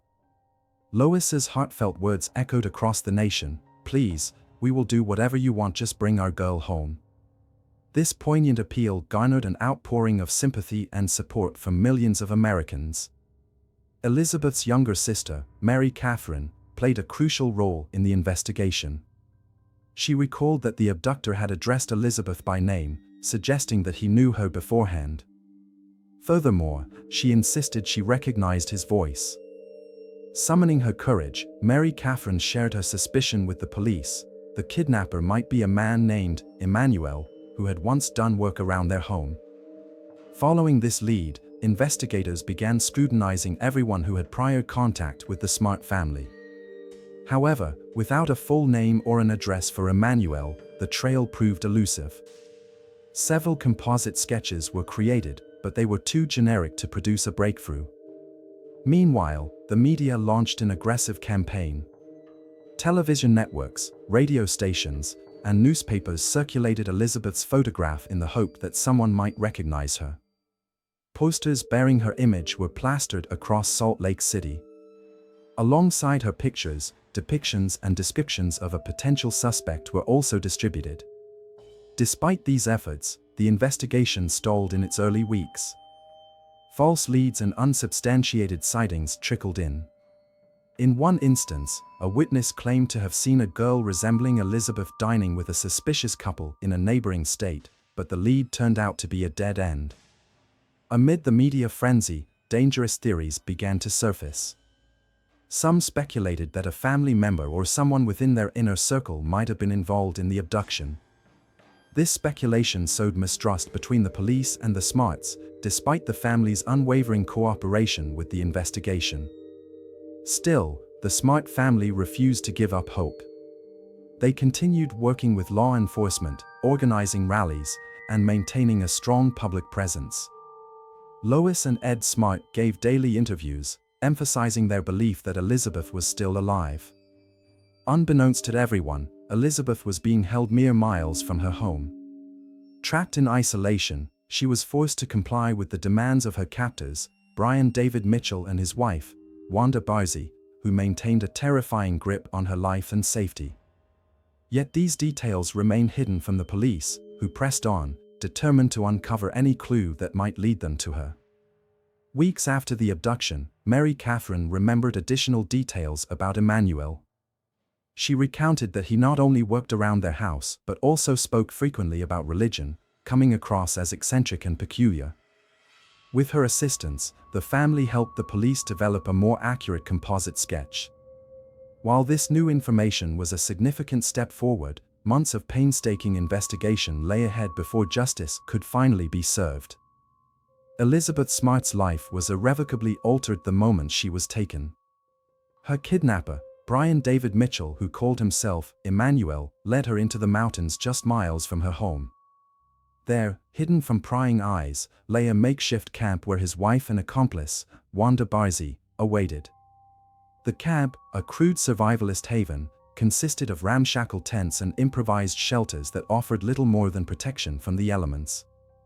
Yet it symbolized the isolation that would define Elizabeth's existence. On the very first night, Mitchell subjected her to a twisted marriage ceremony, claiming she was now his spiritual wife, ordained by God. Under the guise of this deranged ritual, he began abusing her, insisting that her submission was divinely decreed. Elizabeth's captivity was both physical and psychological. Mitchell wielded threats against her family like a weapon, ensuring her compliance. He repeatedly reminded her that any attempt to escape would result in him returning to the Smart home to harm her loved ones. These threats, reinforced by his fanatical religious rhetoric, rendered the idea of escape unthinkable. Wanda Barzee, while subservient to Mitchell, played an active role in Elizabeth's imprisonment. She participated in the abuse and closely monitored Elizabeth to ensure her obedience. Barzee viewed Mitchell as a prophet fulfilling a divine mission, wholeheartedly embracing his warped beliefs and lifestyle. Elizabeth's days were filled with fear and degradation. Forced to wear long, concealing robes that covered her face and body, she became unrecognizable to anyone who might see her beyond the camp. The harsh conditions of the mountains added to her suffering oppressive heat in the summer, bitter cold in the winter. Malnutrition became yet another ordeal, as Mitchell and Barzee lived on meager rations obtained sporadically. Even in these inhuman conditions, Elizabeth clung to hope. She drew strength from memories of her family and the life she had once known, using them as a lifeline to maintain her sanity. While outwardly compliant, she nurtured an inner resilience, determined to survive. Mitchell occasionally took Elizabeth and Barzee into nearby towns to scavenge for food and supplies. During these excursions, they walked among people in stores and public spaces, but Elizabeth was so heavily disguised that no one recognized her. Mitchell's threats were ever present, a chilling reminder that her silence was the price of her family's safety. Periods of isolation alternated with Mitchell's fanatical sermons about his prophetic plans. He claimed he was destined to gather a group of spiritual wives and create a new kingdom. Elizabeth, he declared, was the first of these wives. His delusional proclamations only highlighted his unpredictability and the grave danger he posed. However, the kidnappers began making mistakes. Their appearances in public places drew attention, and reports of a strange couple, accompanied by a veiled girl, began to trickle in. While the information was vague and unsubstantiated, it marked the beginning of a trail for law enforcement to follow.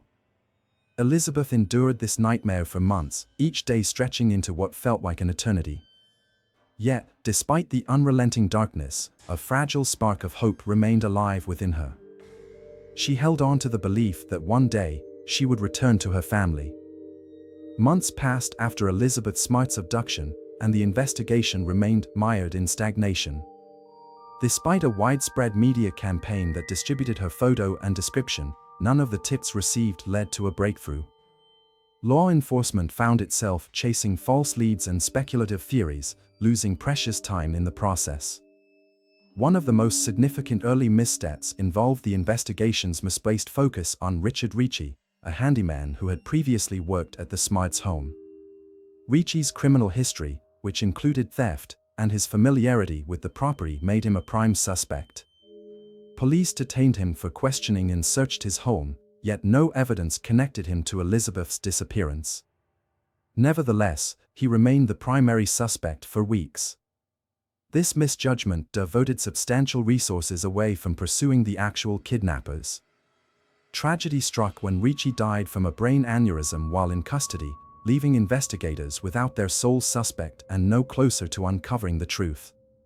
His death was a devastating blow to the investigation, further delaying progress. Meanwhile, despair grew within the Smart family. Their faith in law enforcement faltered, prompting Lois and Ed Smart to take matters into their own hands. They organized community meetings, distributed flyers, and sought support from religious and charitable organizations. Their unwavering determination kept Elizabeth's case in the public eye. A pivotal development came with the release of a composite sketch based on Mary Catherine's recollections. Over time, her memory of the man known as Emmanuel grew clearer. The sketch was widely circulated in newspapers and on television, gradually gaining recognition. Still, no one was yet able to connect it to a real person. The investigation was further hampered by a flood of false reports and sightings from concerned citizens. Witnesses from across the country claimed to have seen Elizabeth, leading police to chase leads that often turned out to be dead ends. One particularly high-profile misstep occurred in August 2002, when a man in Salt Lake City reported seeing Elizabeth with a couple resembling Mitchell and Barzy.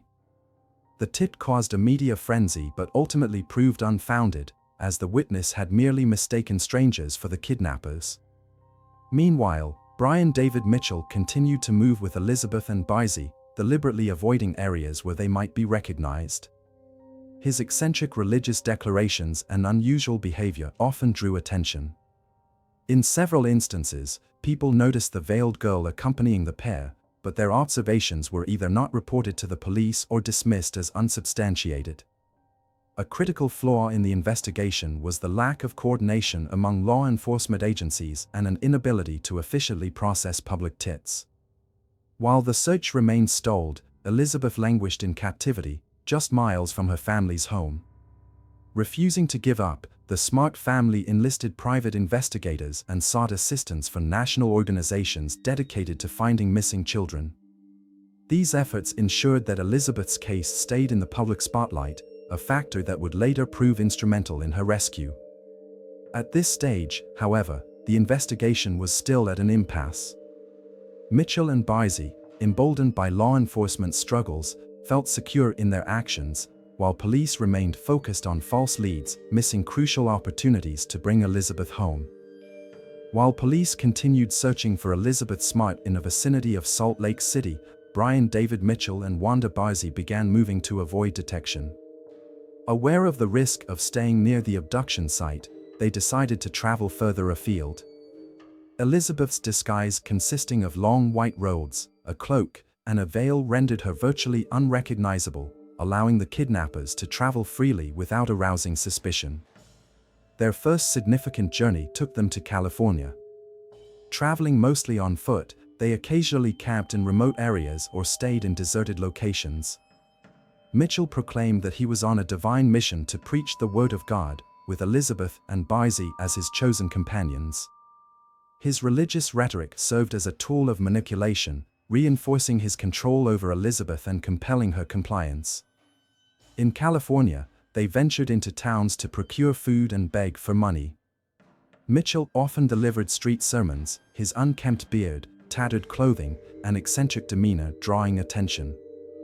Yet no one suspected that one of his companions was a missing girl listed on federal alerts. Elizabeth occasionally attempted subtle signals to those around her, but Mitchell's constant threats of violence against her family kept her paralyzed with fear. He repeatedly warned her that any escape attempt would result in him returning to kill her loved ones, maintaining her in a state of perpetual terror. Over the months, Mitchell moved between Utah, California, and Nevada, adhering to a strategy of isolation and frequent relocation. His attempts to recruit new, spiritual wives led him to approach young women on the streets, but these efforts proved unsuccessful.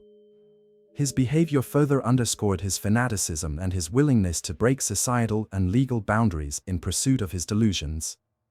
By December 2002, Mitchell decided to return to Salt Lake City, viewing it as the symbolic culmination of his spiritual journey. By this point, Elizabeth had been in captivity for over 6 months. Though she remained resilient in spirit, her isolation deepened with each passing day. Returning to Utah significantly increased the risk of capture.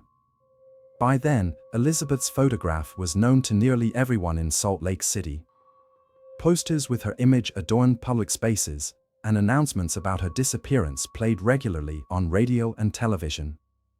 Nevertheless, Mitchell, emboldened by his self-assurance, continued to frequent populated areas, relying on Elizabeth's disguise and silence to keep them safe.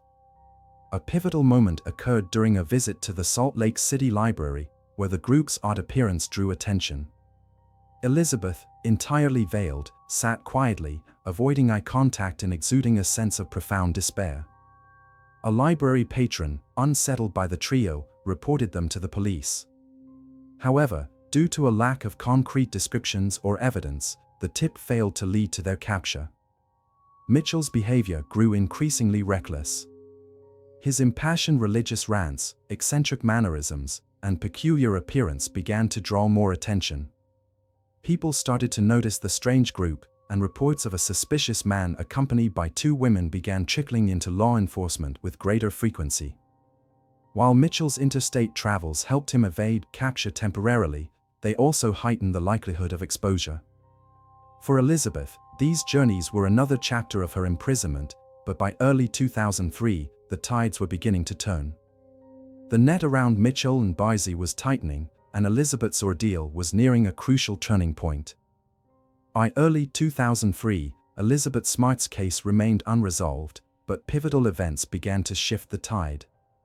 After months of frustration and false leads, the investigation refocused on the suspect mentioned by Mary Catherine, Emmanuel. The turning point came with the release of a composite sketch based on her recollections. In late February 2003, Lois Smart saw the sketch and immediately recognized the man who had once worked at their home. He had introduced himself as Emmanuel, claiming to be a wandering preacher. The Smart family contacted the police and urged the media to circulate the sketch widely. This image became a breakthrough, as individuals familiar with Brian David Mitchell recognized him and reported his true identity along with stories of his erratic behavior. The public now played a critical role. In March 2003, a Salt Lake City resident, upon seeing the sketch, realized it resembled a man he had seen delivering religious sermons on the street. He passed this tip to law enforcement, reigniting the investigation. On March 12, 2003, the decisive moment arrived. Mitchell, Barzee, and Elizabeth were walking through Sandy, a suburb of Salt Lake City, heading toward the city center. A passerby, who had seen the published sketch, recognized Mitchell and immediately called the police. Within minutes, officers intercepted the trio. Elizabeth, still veiled, initially refused to identify herself, paralyzed by the fear of Mitchell's lingering threats. However, after persistent questioning from one officer, she finally revealed her name: "I am Elizabeth Smart." The news spread across the nation like wildfire. After 9 harrowing months of captivity, Elizabeth was rescued. Her parents, who had never lost hope, embraced her with tears and relief as they were reunited. Mitchell and Barzee were arrested on the spot and taken into custody, where interrogations began. Mitchell continued to insist that his actions were guided by divine command, framing his crimes as part of a supposed spiritual mission. Barzee supported his delusions, denying her culpability entirely. Despite everything she had endured, Elizabeth demonstrated remarkable strength and composure. She provided investigators with a detailed account of her captivity, describing how Mitchell had exploited religious dogma to justify his abuse. Her testimony would later become the foundation for the prosecution's case. Elizabeth's rescue was the result of unwavering collaboration between her family, the media, and the public. Individuals who noticed Mitchell and Barzee's unusual behavior and reported their sightings played a vital role in bringing Elizabeth home. The moment marked not just the end of Elizabeth's ordeal, but also the triumph of perseverance and hope, uniting a community and a nation in celebration of her safe return. Elizabeth Smart's return home marked the long-awaited end of her 9-month ordeal, but it was also the beginning of a complex process of investigation, justice, and healing. Upon her rescue, law enforcement faced the task of confirming her identity and gathering the evidence needed to bring Brian David Mitchell and Wanda Barzee to justice. Despite the fear and psychological suppression instilled by months of abuse and manipulation, Elizabeth swiftly confirmed her name. Her detailed descriptions of her captors, their mountain camp, and their treatment of her provided crucial evidence for the impending legal proceedings. Her clear and precise recollections would later prove instrumental in securing convictions. Brian David Mitchell and Wanda Barzee were immediately arrested. Police began searching the camp in the wooded area near the Smart home. There, they found tents, personal items belonging to Elizabeth, and Mitchell's religious texts and notes, which contained his deranged, prophetic teachings. These writings revealed his intention to continue abducting young girls to build his group of spiritual wives. Elizabeth's rescue quickly became a national story.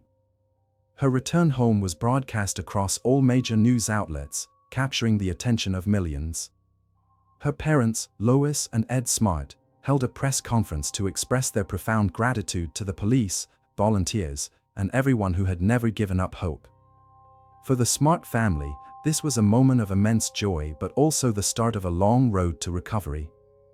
Elizabeth needed protection from the intense media scrutiny, as well as professional support to address the deep psychological scars left by her captivity. Her parents decided to prioritize her well-being, limiting her public appearances in the months following her rescue. One of the most pressing questions after Elizabeth's return was how she had managed to survive in such dire circumstances. Elizabeth explained that her unwavering faith in her family and hope for a future reunion had sustained her. Her resilience and ability to preserve her sanity in inhumane conditions amazed even the most seasoned investigators. The investigation into the handling of the case also began.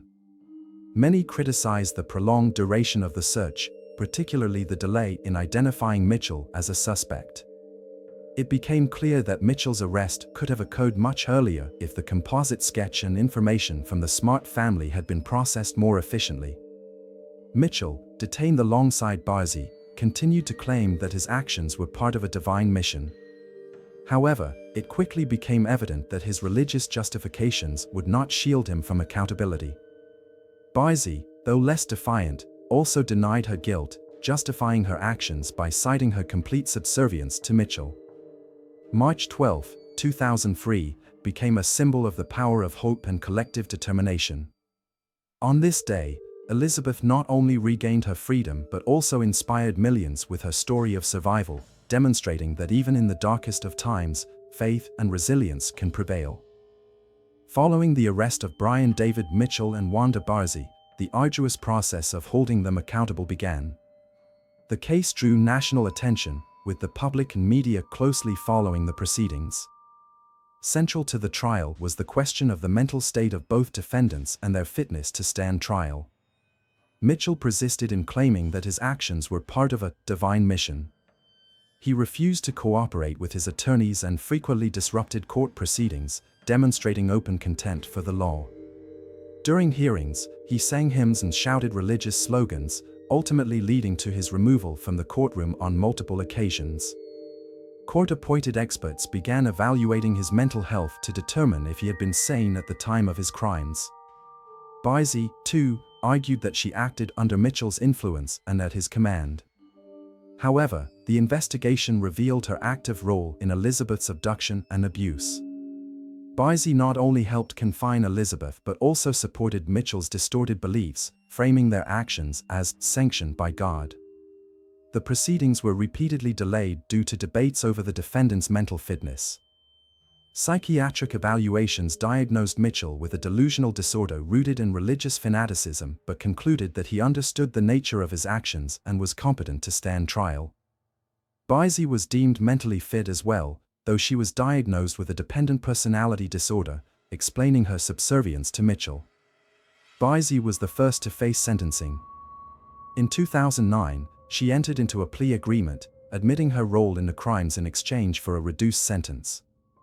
Her cooperation confirmed critical details of the abduction and abuse Elizabeth endured. Barzee was sentenced to 15 years in prison, some of which she had already served by the time of sentencing. Mitchell's trial began in 2010. His defense relied on claims of insanity, but prosecutors presented overwhelming evidence, including Elizabeth's own testimony. Courageously, Elizabeth recounted her harrowing experiences, directly confronting her abductor without hesitation. Her composure and resilience left a powerful impression on both the judge and jury. The prosecution argued that Mitchell was a calculating criminal who used religion as a facade to justify his heinous acts. Evidence revealed that he had meticulously planned Elizabeth's abduction and intended to capture additional victims to expand his so-called spiritual family. The court found him guilty on all charges, including kidnapping, sexual assault, and unlawful detention. In December 2010, Mitchell was sentenced to life in prison without the possibility of parole. This verdict marked the final chapter of his case, bringing the Smart family a measure of justice and closure. Elizabeth Smart played a pivotal role throughout the legal proceedings. Her testimony not only secured the convictions but also stood as a testament to her extraordinary strength and perseverance. By sharing her story, she highlighted the crucial role of familial and community support in the healing process. The public response to the verdicts was overwhelmingly positive. The Smart case became a symbol of hope, resilience, and the power of collective effort between law enforcement, the media, and the community. It also served as a poignant reminder of the need for continued improvements in protecting vulnerable children and preventing similar tragedies. After her rescue, Elizabeth Smart embarked on a long journey of recovery. Despite the horrors she endured, she astonished those around her with her determination to reclaim a sense of normalcy. Her family played a vital role, providing unwavering support and shielding her from excessive media scrutiny, allowing Elizabeth to focus on her personal healing. She returned to school and resumed her passion for music, which had always been an important part of her life. Over time, Elizabeth began sharing her story to help others who had faced similar tragedies. In 2011, she established the Elizabeth Smart Foundation, aimed at raising awareness about child abductions and supporting survivors of abuse. A significant milestone came with the publication of her memoir, My Story, in 2013. In it, Elizabeth candidly recounted her ordeal and the events leading to her rescue. The book became a bestseller and brought widespread attention to the issue of child abuse and abduction. She also became a sought-after speaker, addressing conferences and public forums to advocate for better support systems for survivors.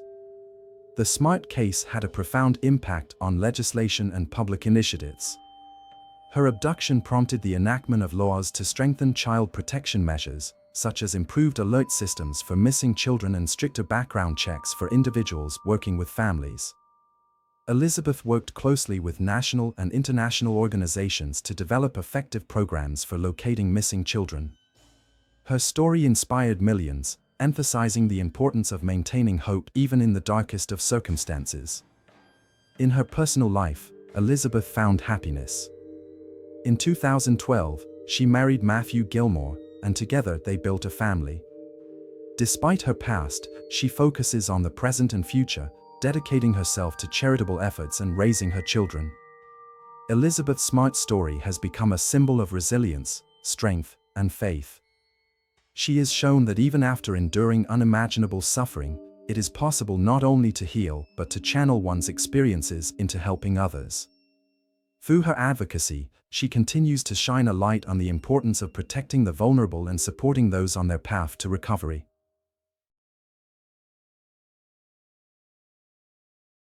She was simply walking home an ordinary evening, a familiar route, a seemingly safe neighborhood. Yet, those few minutes marked the beginning of one of the most shocking stories to shake the United Kingdom.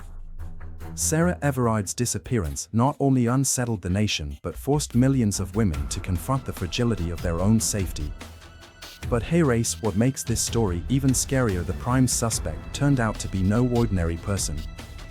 He was someone we trust with our safety. Imagine what happens when a cop becomes a killer.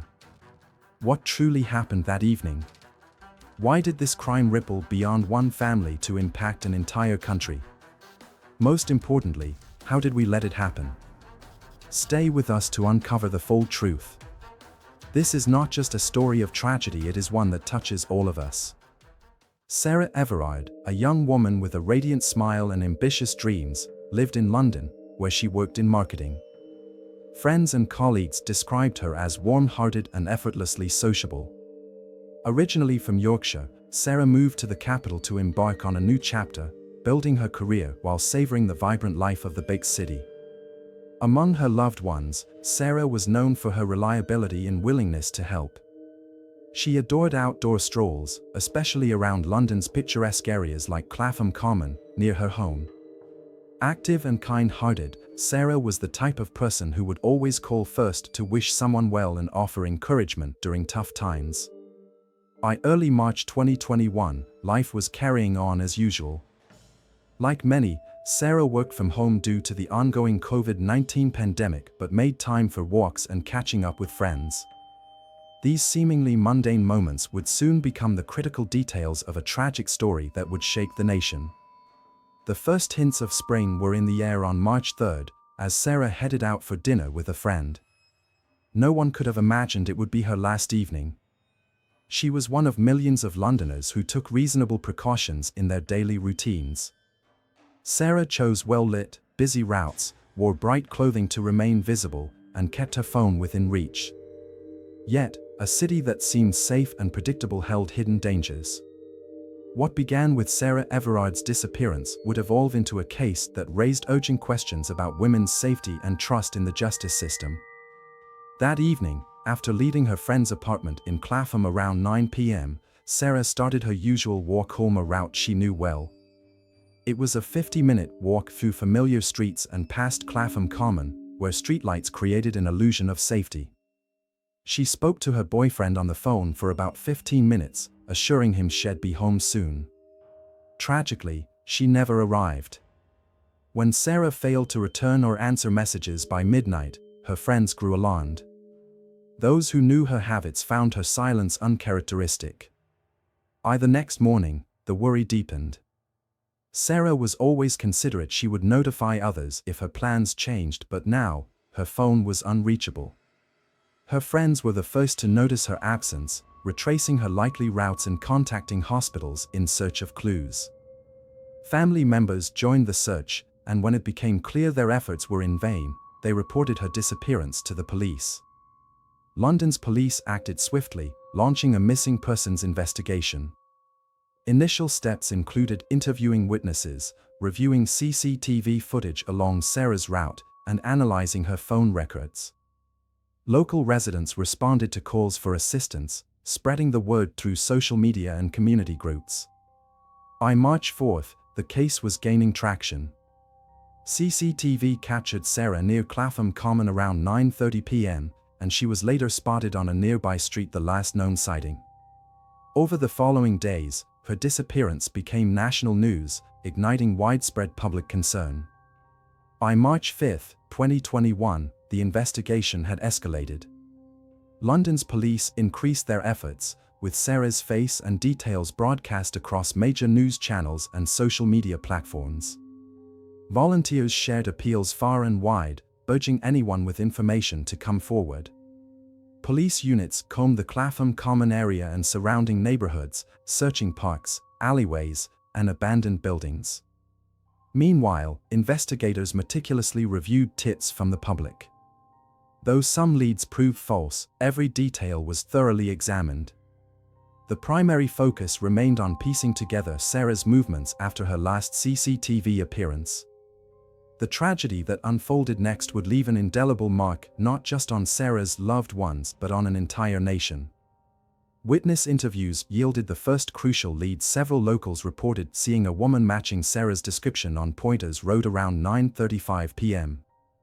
One passerby mentioned spotting a car nearby that seemed suspicious, though he initially dismissed it. This detail would later prove pivotal in solving the case. Meanwhile, Sarah's family, devastated by her disappearance, traveled to London to join the search. Her mother, father, and brother appeared in media interviews, pleading with anyone who might have information to come forward. Their emotional appeals resonated deeply, mobilizing public support. Volunteers distributed flyers and patrolled the area, hoping to find clues or belongings that might lead to Sarah. Investigators increasingly leaned toward the theory that Sarah had fallen victim to a crime. Her vanishing without a trace on the well-lit streets of London defied expectations. This suspicion grew stronger after reviewing CCTV footage, which showed no evidence of Sarah deviating from her route or changing direction. Police began cross-referencing criminal databases for individuals with a history of offenses who might have been in the Clapham Common area that night. By March 6, tensions escalated as authorities issued a public appeal for help identifying a vehicle spotted near Sarah's last known location. Events unfolded at a chilling pace, yet key evidence remained elusive, and time was running against the investigation. On the morning of March 7, 2021, police focused their efforts on analyzing additional CCTV footage from Clapham Common and surrounding streets. One camera captured a suspicious vehicle, a Vauxhall Astra, seen circling the area multiple times and moving slowly, as if its driver were observing someone. This footage became a significant lead. Simultaneously, more witness reports emerged. Some locals mentioned a strange man seen in the area late on March 3. Though descriptions were vague, investigators followed every detail. Officers conducted door-to-door inquiries, seeking anyone who might have seen Sarah or noticed unusual activity that night. Expanding the search beyond London, investigators examined vehicle movement data captured by traffic cameras. They discovered that the car of interest had left the city and headed toward Kent. This revelation heightened suspicions that Sarah's disappearance involved abduction. On March 8, a breakthrough transformed the investigation. A CCTV recording from outside London showed a woman resembling Sarah entering a car matching the description of the suspicious vehicle. Though the driver's face was indistinguishable, the license plate led authorities to the car's owner Wayne Couzens, a serving officer in London's Metropolitan Police. The discovery that the prime suspect was a police officer sent shockwaves to the public and the police force itself. Couzens, assigned to a specialist unit protecting diplomatic premises, was in a position of trust. His role added complexity to the investigation, requiring utmost discretion to prevent leaks or interference. By March 9, investigators used mobile phone data to trace Couzens' movements on the night Sarah disappeared.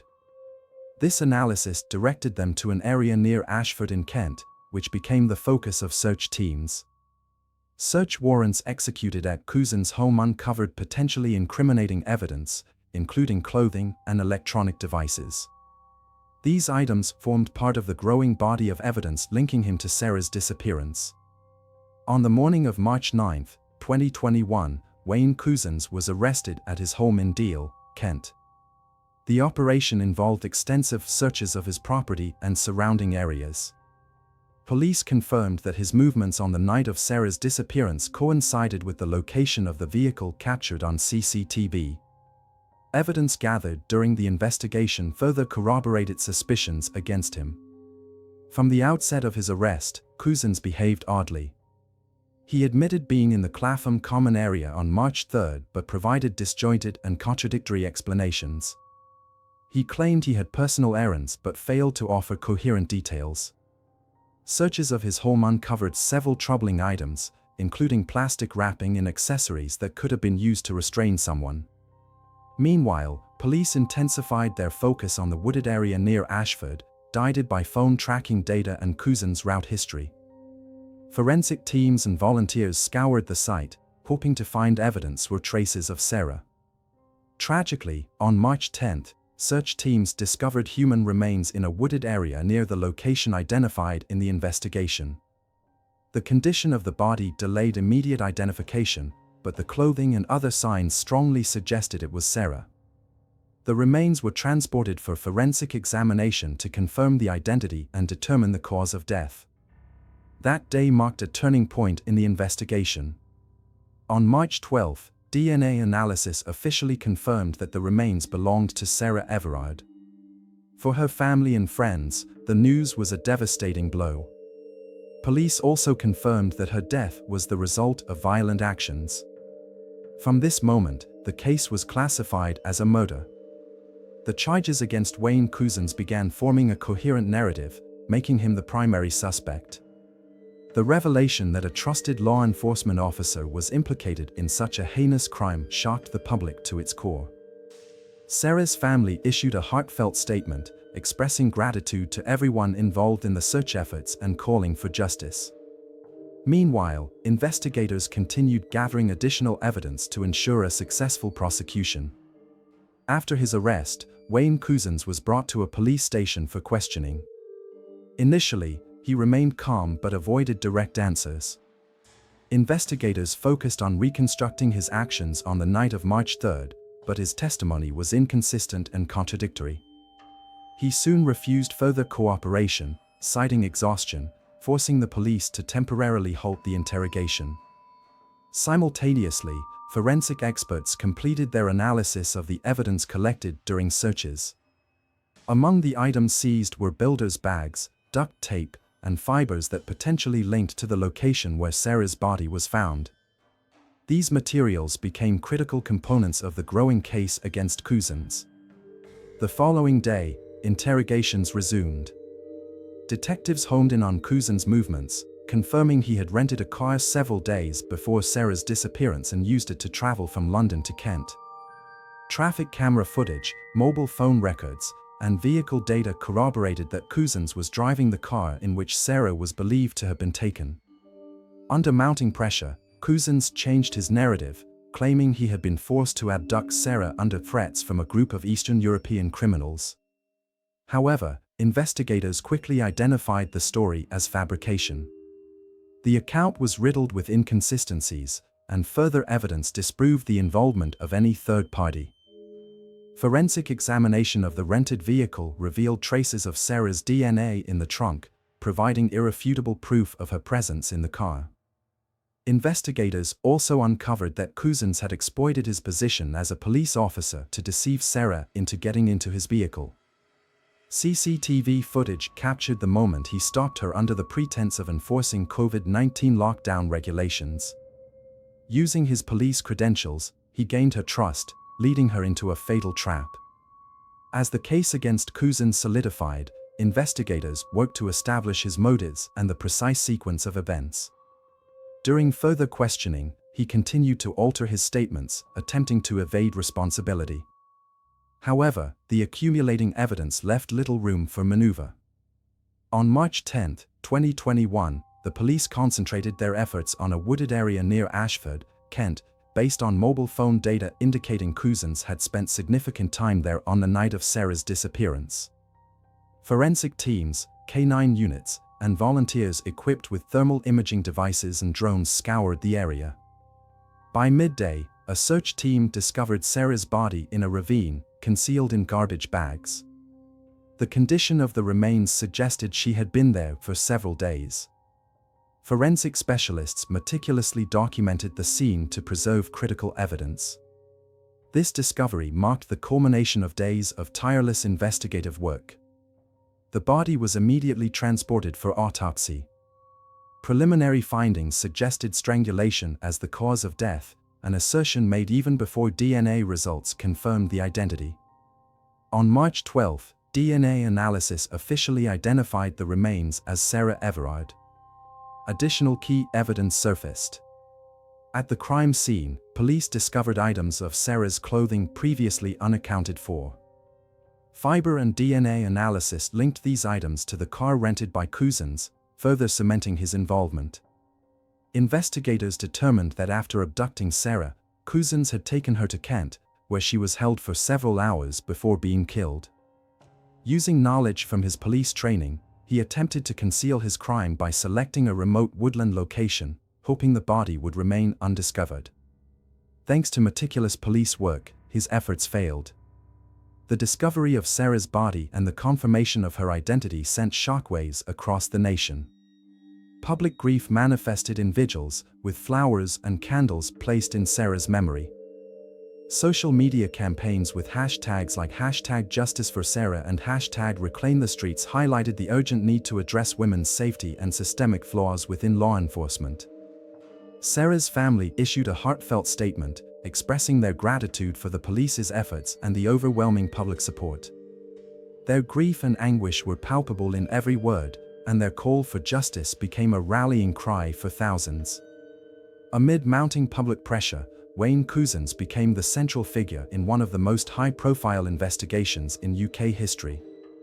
The evidence gathered against him formed the foundation of formal charges. On March 13, 2021, Wayne Couzens was officially charged with the kidnapping and murder of Sarah Everard. Prosecutors presented a robust case, including mobile phone data, CCTV footage, DNA evidence, and witness testimonies. These elements became the cornerstone of the prosecution's case, which soon moved to trial. The first court hearing took place on March 16. Appearing via video link, Couzens seemed subdued. He entered a plea of not guilty, and his defense team began challenging the evidence. However, the strength of the prosecution's case made it a formidable task to counter. The trial garnered immense public attention. Journalists covered every detail, while hundreds gathered outside the court, demanding justice. The fact that Couzens, a serving police officer, was the defendant made the crime even more egregious. As more details emerged, the case took on an even darker tone. It became evident that Couzens had meticulously planned his actions. He rented a car, gathered materials for the abduction, and exploited pandemic-related restrictions to lure Sarah into his vehicle.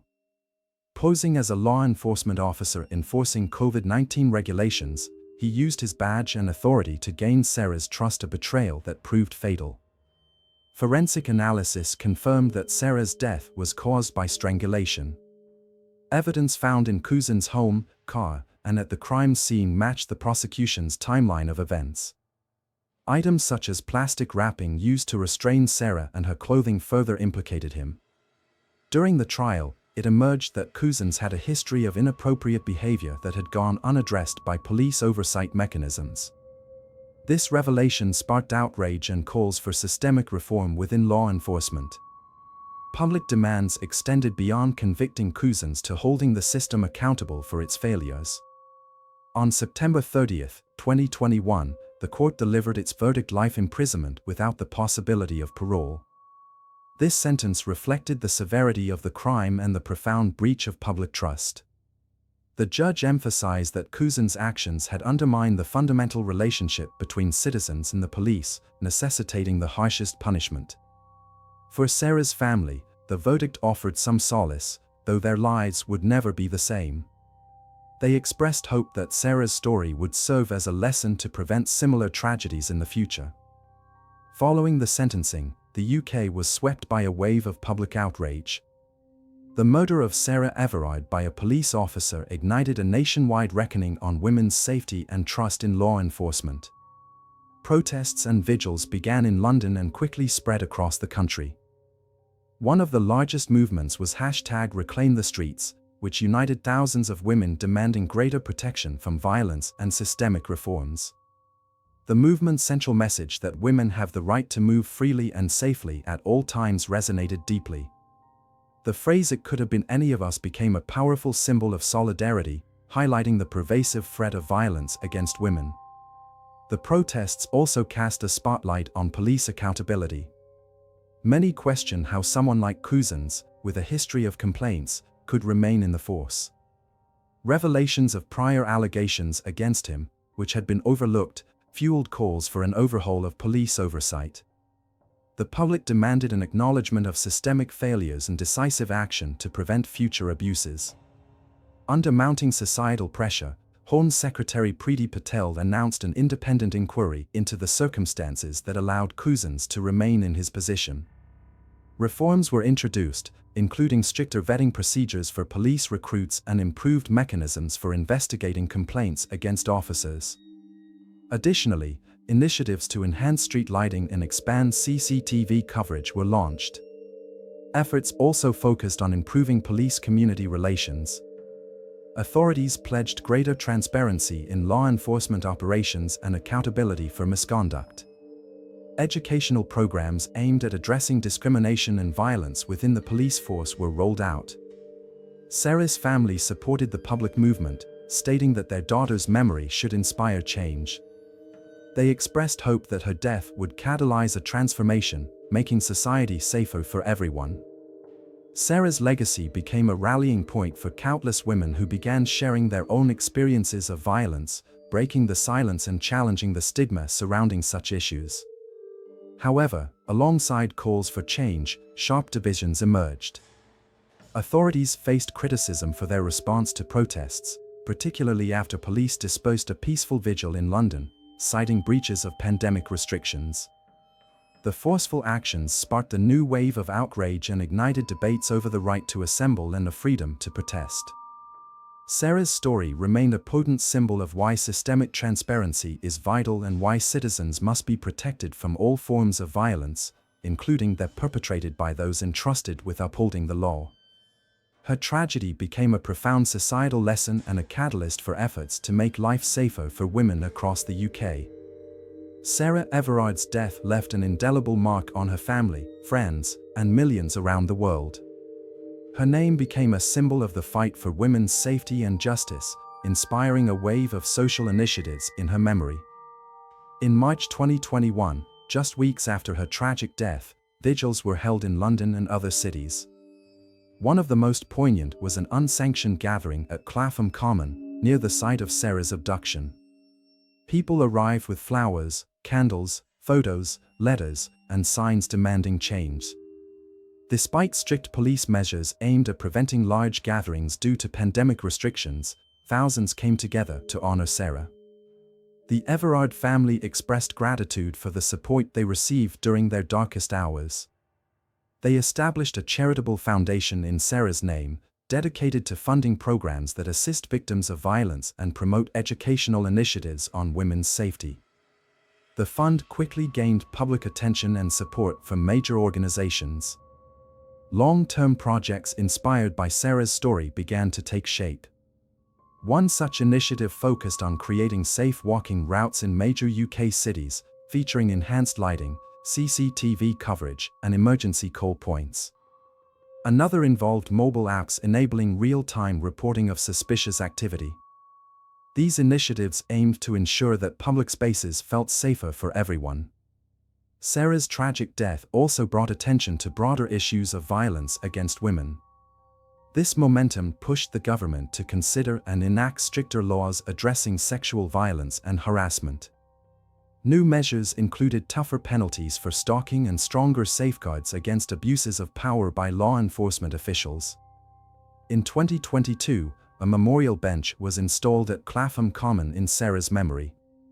The inscription on its backrest read, "In memory of Sarah Everard and in support of every woman who deserves the right to feel safe." This modest but poignant tribute became a place of reflection for those wishing to honor her legacy. Sarah's story shifted public consciousness, serving as a stark reminder of the need to combat violence rooted in inequality and misuse of authority. Her name now stands not only as a symbol of a tragic loss, but as a rallying call for change, inspiring people worldwide to advocate for safer, fairer societies.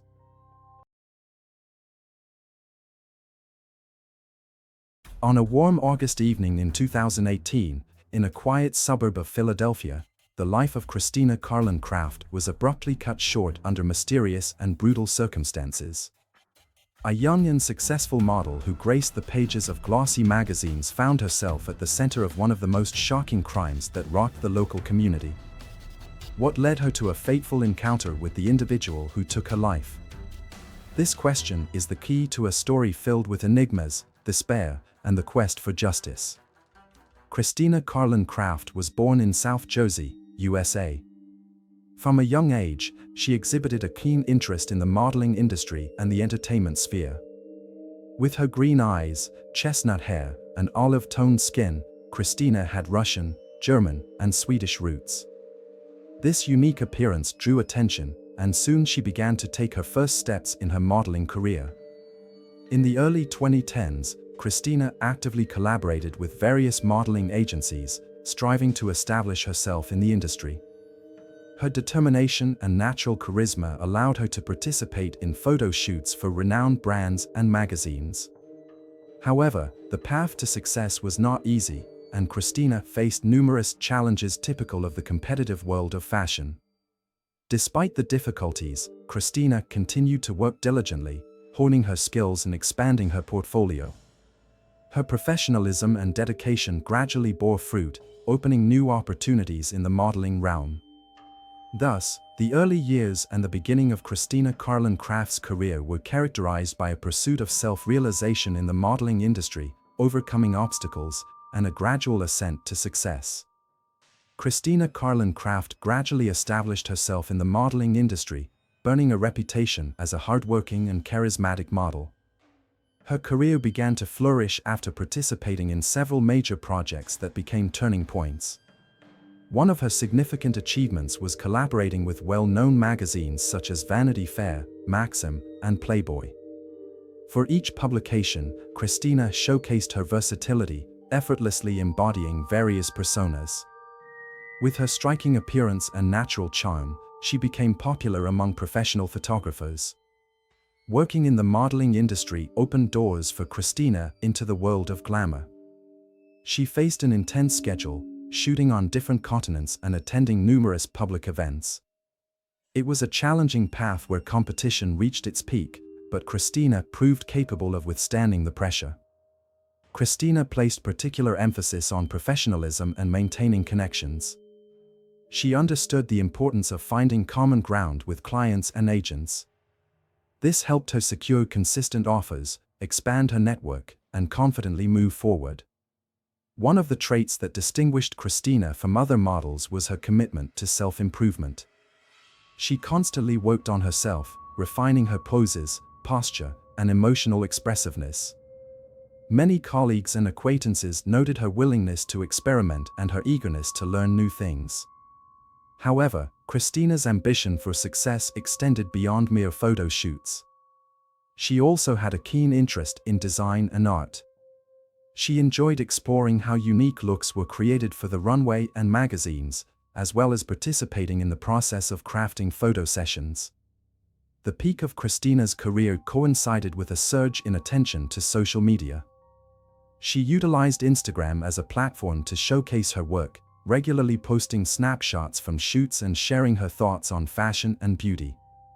This allowed her to attract a broad audience and solidify her presence in the industry. Despite the external glamour and success, the life of a model was filled not only with triumphs but also challenges. Christina constantly juggled a demanding schedule, personal life, and the need to find time for rest. Her perseverance and determination helped her overcome difficulties, but it often required immense effort. Christina Carlin Craft became not just a model but a symbol of ambition and professionalism, inspiring many young women aspiring to achieve success in the fashion world. This phase of her life represented a time of realizing long-held dreams and a significant step toward recognition. Beyond the bright lights of photo shoots and runway shows, Christina Carlin Craft led a rich personal life that remained a mystery to many. Despite the public nature of her profession, she endeavored to keep her personal relationships away from the cameras, leaving space for privacy. Christina grew up in a family that always supported her aspirations for success. Her parents played a crucial role in her life, often serving as a source of moral support and inspiration. Their advice and example helped her maintain resilience in the face of challenges that arose along her path. In her interactions with friends, Christina revealed herself to be a kind and attentive person. She valued close relationships, made an effort to assist those dear to her, and always found time to meet with loved ones. This contrasted with the model image that many associated with coldness and selfishness. Christina, on the contrary, was renowned for her warmth and friendliness. Christina's personal life was not without its complexities. Like many public figures, she was surrounded by admirers and acquaintances who were not always sincere. Some found it difficult to accept her success, which at times led to envy and tension.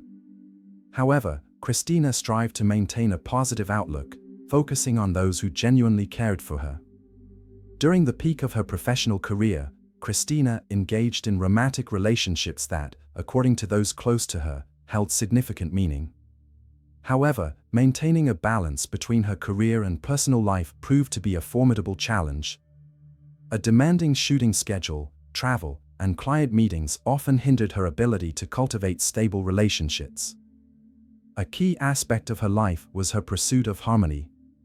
Christina frequently sought ways to alleviate stress through sports and meditation.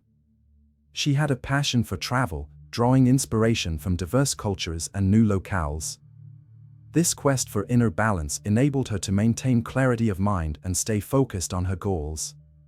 Among Christina's friends were not only colleagues from the modeling industry but also individuals from the realms of art, music, and design. These connections opened new horizons for her and allowed for the exchange of ideas with like-minded individuals.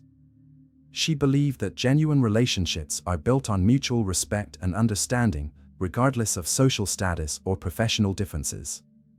Christina Carlin Craft's personal life was filled with a desire for happiness and harmony. Surrounded by many people, she had the ability to find those who were truly close to her. This capacity to value authentic relationships made her not only a successful model but also an inspiring individual. The summer of 2018 marked a turning point in Christina Carlin Craft's life. Despite her flourishing career and a life seemingly filled with vibrant events, numerous occurrences during this period foreshadowed tragedy. Christina rented an apartment in a condominium in Ardmore, a suburb of Philadelphia. This area was renowned for its safety and respectability, making it appealing to successful professionals. The apartment served as not only a place of rest for Christina but also a sanctuary where she could be alone and recharge. In the week leading up to the tragic events, Christina was active. Neighbors reported that she appeared cheerful, greeting those around her and showing no signs of distress. However, on August 18, an incident disrupted her tranquility. She reported to the police the theft of personal belongings from her apartment, including a designer handbag and jewelry valued at several $1,000s. This event unsettled Christina, yet she hoped the police would swiftly apprehend the culprits. Subsequently, she changed the locks on her apartment in an effort to secure herself. Nevertheless, a sense of unease lingered. In the days that followed, she confided in friends about her concerns, mentioning strange phone calls and a feeling of being watched. On August 23, Christina met Jonathan Harris, a man who would later be implicated in her demise. They encountered each other in a bar in Philadelphia. Surveillance footage captured the couple spending several hours together before heading to Christina's apartment. These recordings later became a crucial element in the investigation. Neighbors claimed to have heard noise coming from Christina's apartment on the night of August 22, 23, but no one paid it much attention. The noise was not overly loud, and the cries did not sound like pleas for help. However, it was during these hours that events unfolded that would forever alter the lives of Christina's family and loved ones. In the early morning of August 24, 2018, police officers arrived at the condominium in Ardmore following a call from a concerned relative of Christina Carlin Craft. The relative had been unable to reach her, which was highly unusual for Christina, who was always in touch. Upon entering her apartment, the police discovered the body of a woman. Christina lay on the bed, strangled with a cord. There were no signs of forced entry or robbery, raising numerous questions immediately. Forensic experts began examining the crime scene.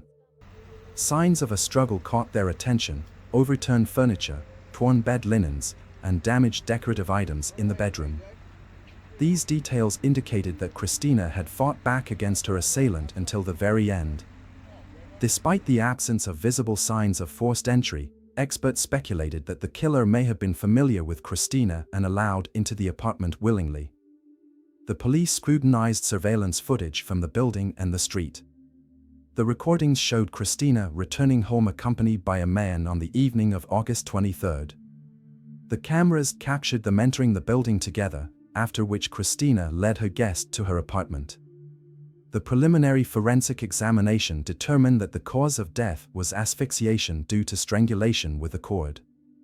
No signs of sexual violence were found, however, there was evidence of a physical struggle, indicating a deliberate and brutal nature of the crime. Experts also collected DNA samples from the crime scene, hoping they would aid in identifying the suspect. One of the initial theories proposed by the police was an attempted robbery.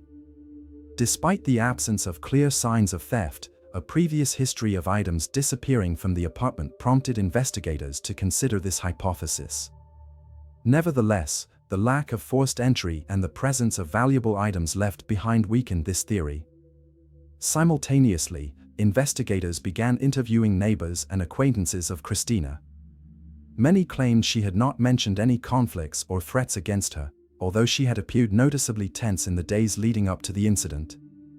Several neighbors reported hearing strange noises on the night of the murder, but these accounts did not provide a clear understanding of the timeline of events. A pivotal moment in the investigation was the analysis of surveillance camera footage. The identity of the man who entered the apartment with Christina was established through his tattoos and clothing.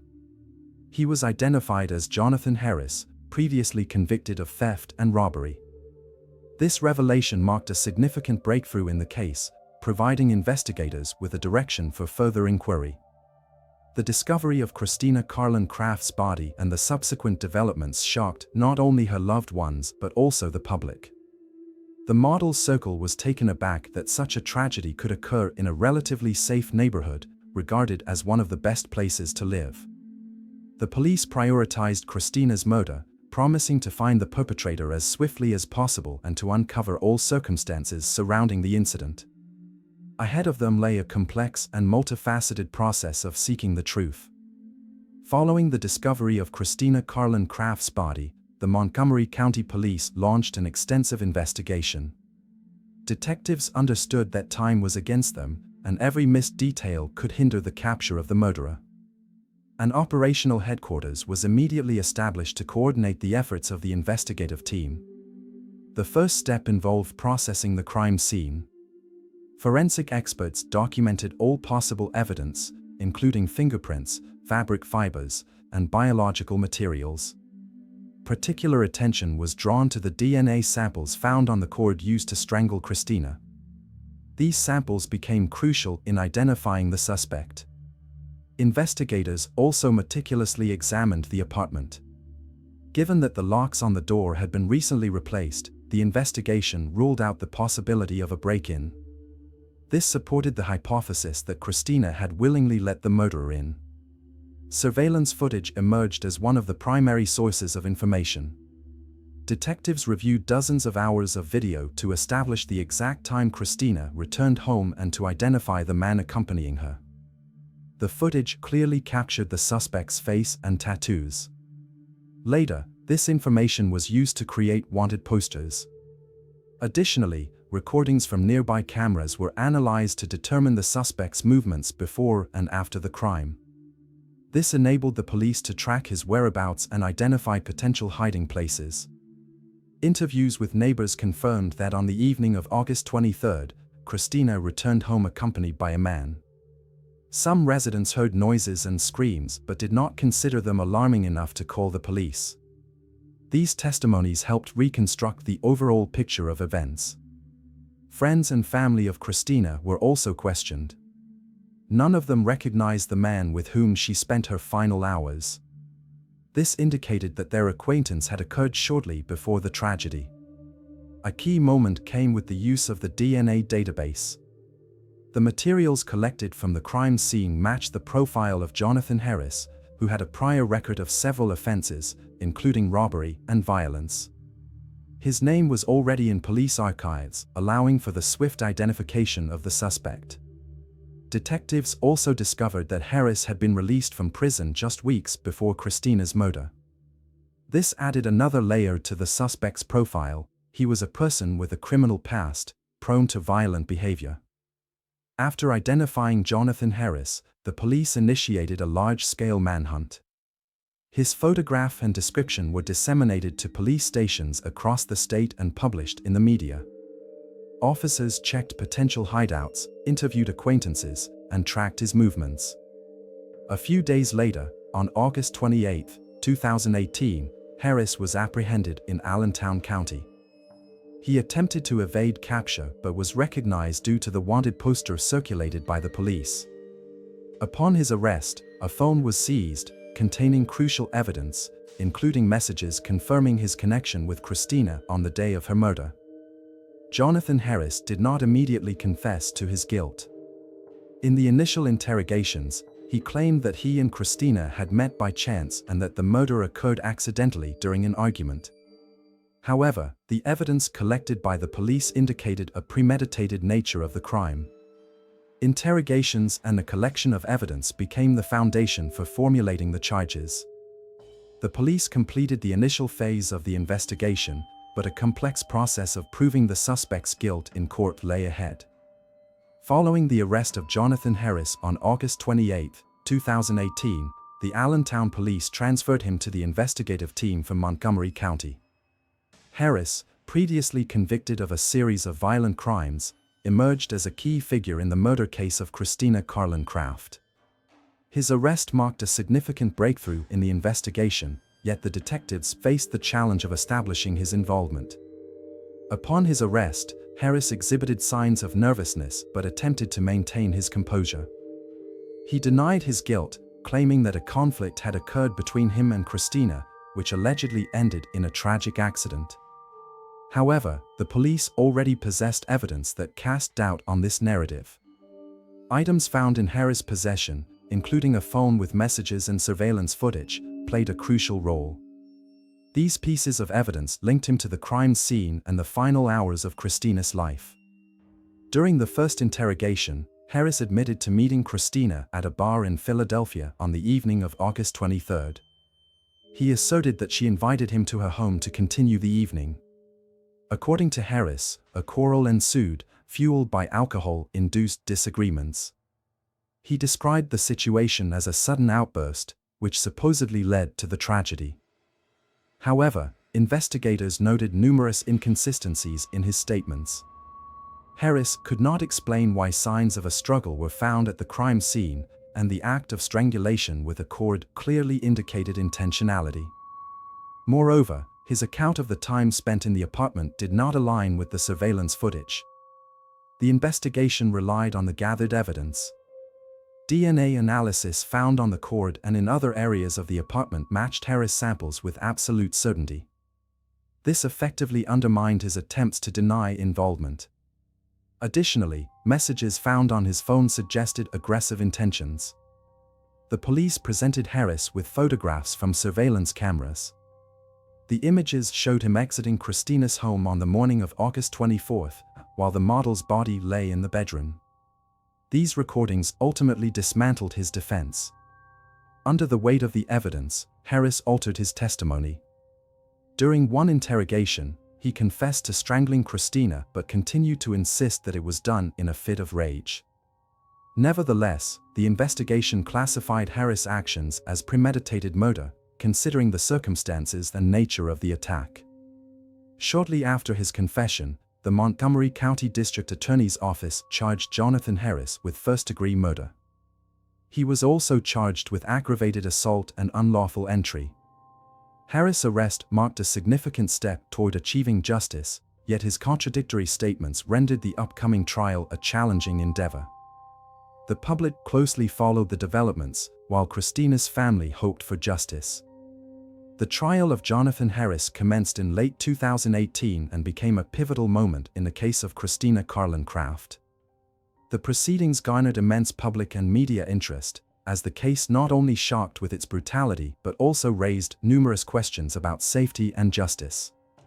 The prosecution, presented by the Montgomery County attorneys, was based on irrefutable evidence. This included surveillance footage, witness testimonies, DNA analysis, and forensic examination results. The prosecutors aimed to demonstrate that Christina's murder was premeditated and cold-blooded. In contrast, the defense built its strategy on the assertion that Christina's death was a tragic accident. Harris' attorneys argued that a quarrel between him and Christina inadvertently led to her demise. They emphasized the absence of signs of sexual violence and the potential intoxication of both parties. During the initial hearings, the prosecution presented key evidence. The attorneys highlighted video recordings showing Harris in close proximity to Christina during her final hours. These images, along with DNA traces at the crime scene, unequivocally linked Harris to the murder. The court also heard the results of the medical examination. Experts confirmed that the strangulation with a cord was executed with significant force, ruling out the possibility of an accident. The prosecutors contended that Harris' actions were intentional, as he could have ceased his actions but chose to continue strangling the victim. Throughout the trial, several witnesses testified. Christina's neighbors recounted the noise emanating from her apartment on the night of the murder. Although many did not witness the events themselves, their testimonies helped corroborate that a struggle occurred within the apartment. Christina's friends also provided testimonies, describing her as a person who avoided conflict and violence. They mentioned her concerns for her safety following a prior theft incident, which heightened the drama of the situation. The defense of Harris sought to portray him as an individual caught in an emotionally charged situation. The attorneys contended that Harris lacked a premeditated motive, asserting that the events unfolded due to an escalation of conflict. Harris personally took the stand, declaring that he had no intention of harming Christine. However, his testimony was met with skepticism by the prosecution, as it contradicted the factual evidence. Prosecutors emphasized that his actions following the murder, concealing evidence and attempting to flee, indicated his awareness of guilt. The trial spanned several weeks, with the final statements from both sides underscoring opposing narratives of the incident. The prosecution insisted on the premeditated nature of the crime, while the defense endeavored to mitigate Harris' culpability by appealing to his emotional state. The public closely monitored the proceedings, expressing support for Christina's family. They hoped that justice would prevail and that the perpetrator would face appropriate consequences. In November 2018, after several weeks of deliberation, the court began to render its verdict. The tension in the courtroom reached a peak. Both sides understood that the final decision would culminate all efforts expended throughout the trial. For Christina's family, it was a moment of hope for justice. For Jonathan Harris, it was a last chance to evade the maximum penalty. The jury, composed of 12 members, deliberated for over 2 days. In their hands rested Harris' fate and the hopes of Christina's loved ones for justice. They examined a multitude of evidence, including surveillance footage, forensic results, witness testimonies, and DNA evidence. Ultimately, the jury delivered their verdict. Jonathan Harris was found guilty of first-degree murder. This verdict indicated that the court deemed Harris' actions intentional, carried out with full awareness of their consequences. The announcement of the verdict provoked a torrent of emotions in the courtroom. Christina's relatives erupted in tears, embracing one another. They expressed gratitude to the prosecutors, police, and all those who worked on the case for restoring justice. Harris, in contrast, maintained an outward calm, although his attorneys attempted to assert the possibility of an appeal. For them, it was a defeat, but the outcome of the case was virtually predetermined by the abundance of evidence and the severity of the charges. A few days after the verdict, a hearing was held in which the judge delivered the sentence. Harris was sentenced to life imprisonment without the possibility of parole. The judge noted that the brutality of the crime, its intentional nature, and the defendant's lack of remorse rendered a more lenient sentence impossible. In his statement, the judge extended condolences to Christina's family, emphasizing that her life was cut short by a ruthless act of violence. He also remarked that this case serves as a reminder of the necessity to combat recidivism and enhance monitoring of such individuals. Following the sentencing, Christine Carlin Craft's case sparked widespread public discourse. Many discussed safety issues, particularly concerning women living alone. Calls for enhanced protective measures and improved surveillance systems in residential complexes emerged. Christina's family expressed satisfaction with the sentence but noted that no punishment could restore her life. They urged the public to remember Christine as a vibrant, kind, and talented woman whose life ended too soon. After the conclusion of the trial, Christine Carlin Craft's name continued to resonate not only in connection with her tragic demise but also as a symbol of hope and a reminder of the importance of safeguarding women's rights. Her death left a profound impact on the hearts of her loved ones, friends, and the entire modeling industry. Overcoming the pain of loss, Christina's family decided to immortalize her memory. They established a charitable foundation in her honor, aimed at supporting women facing violence and threats. This foundation organized lectures, self-defense training, and awareness campaigns addressing safety issues. Christina's relatives also participated in initiatives aimed at improving legislative frameworks.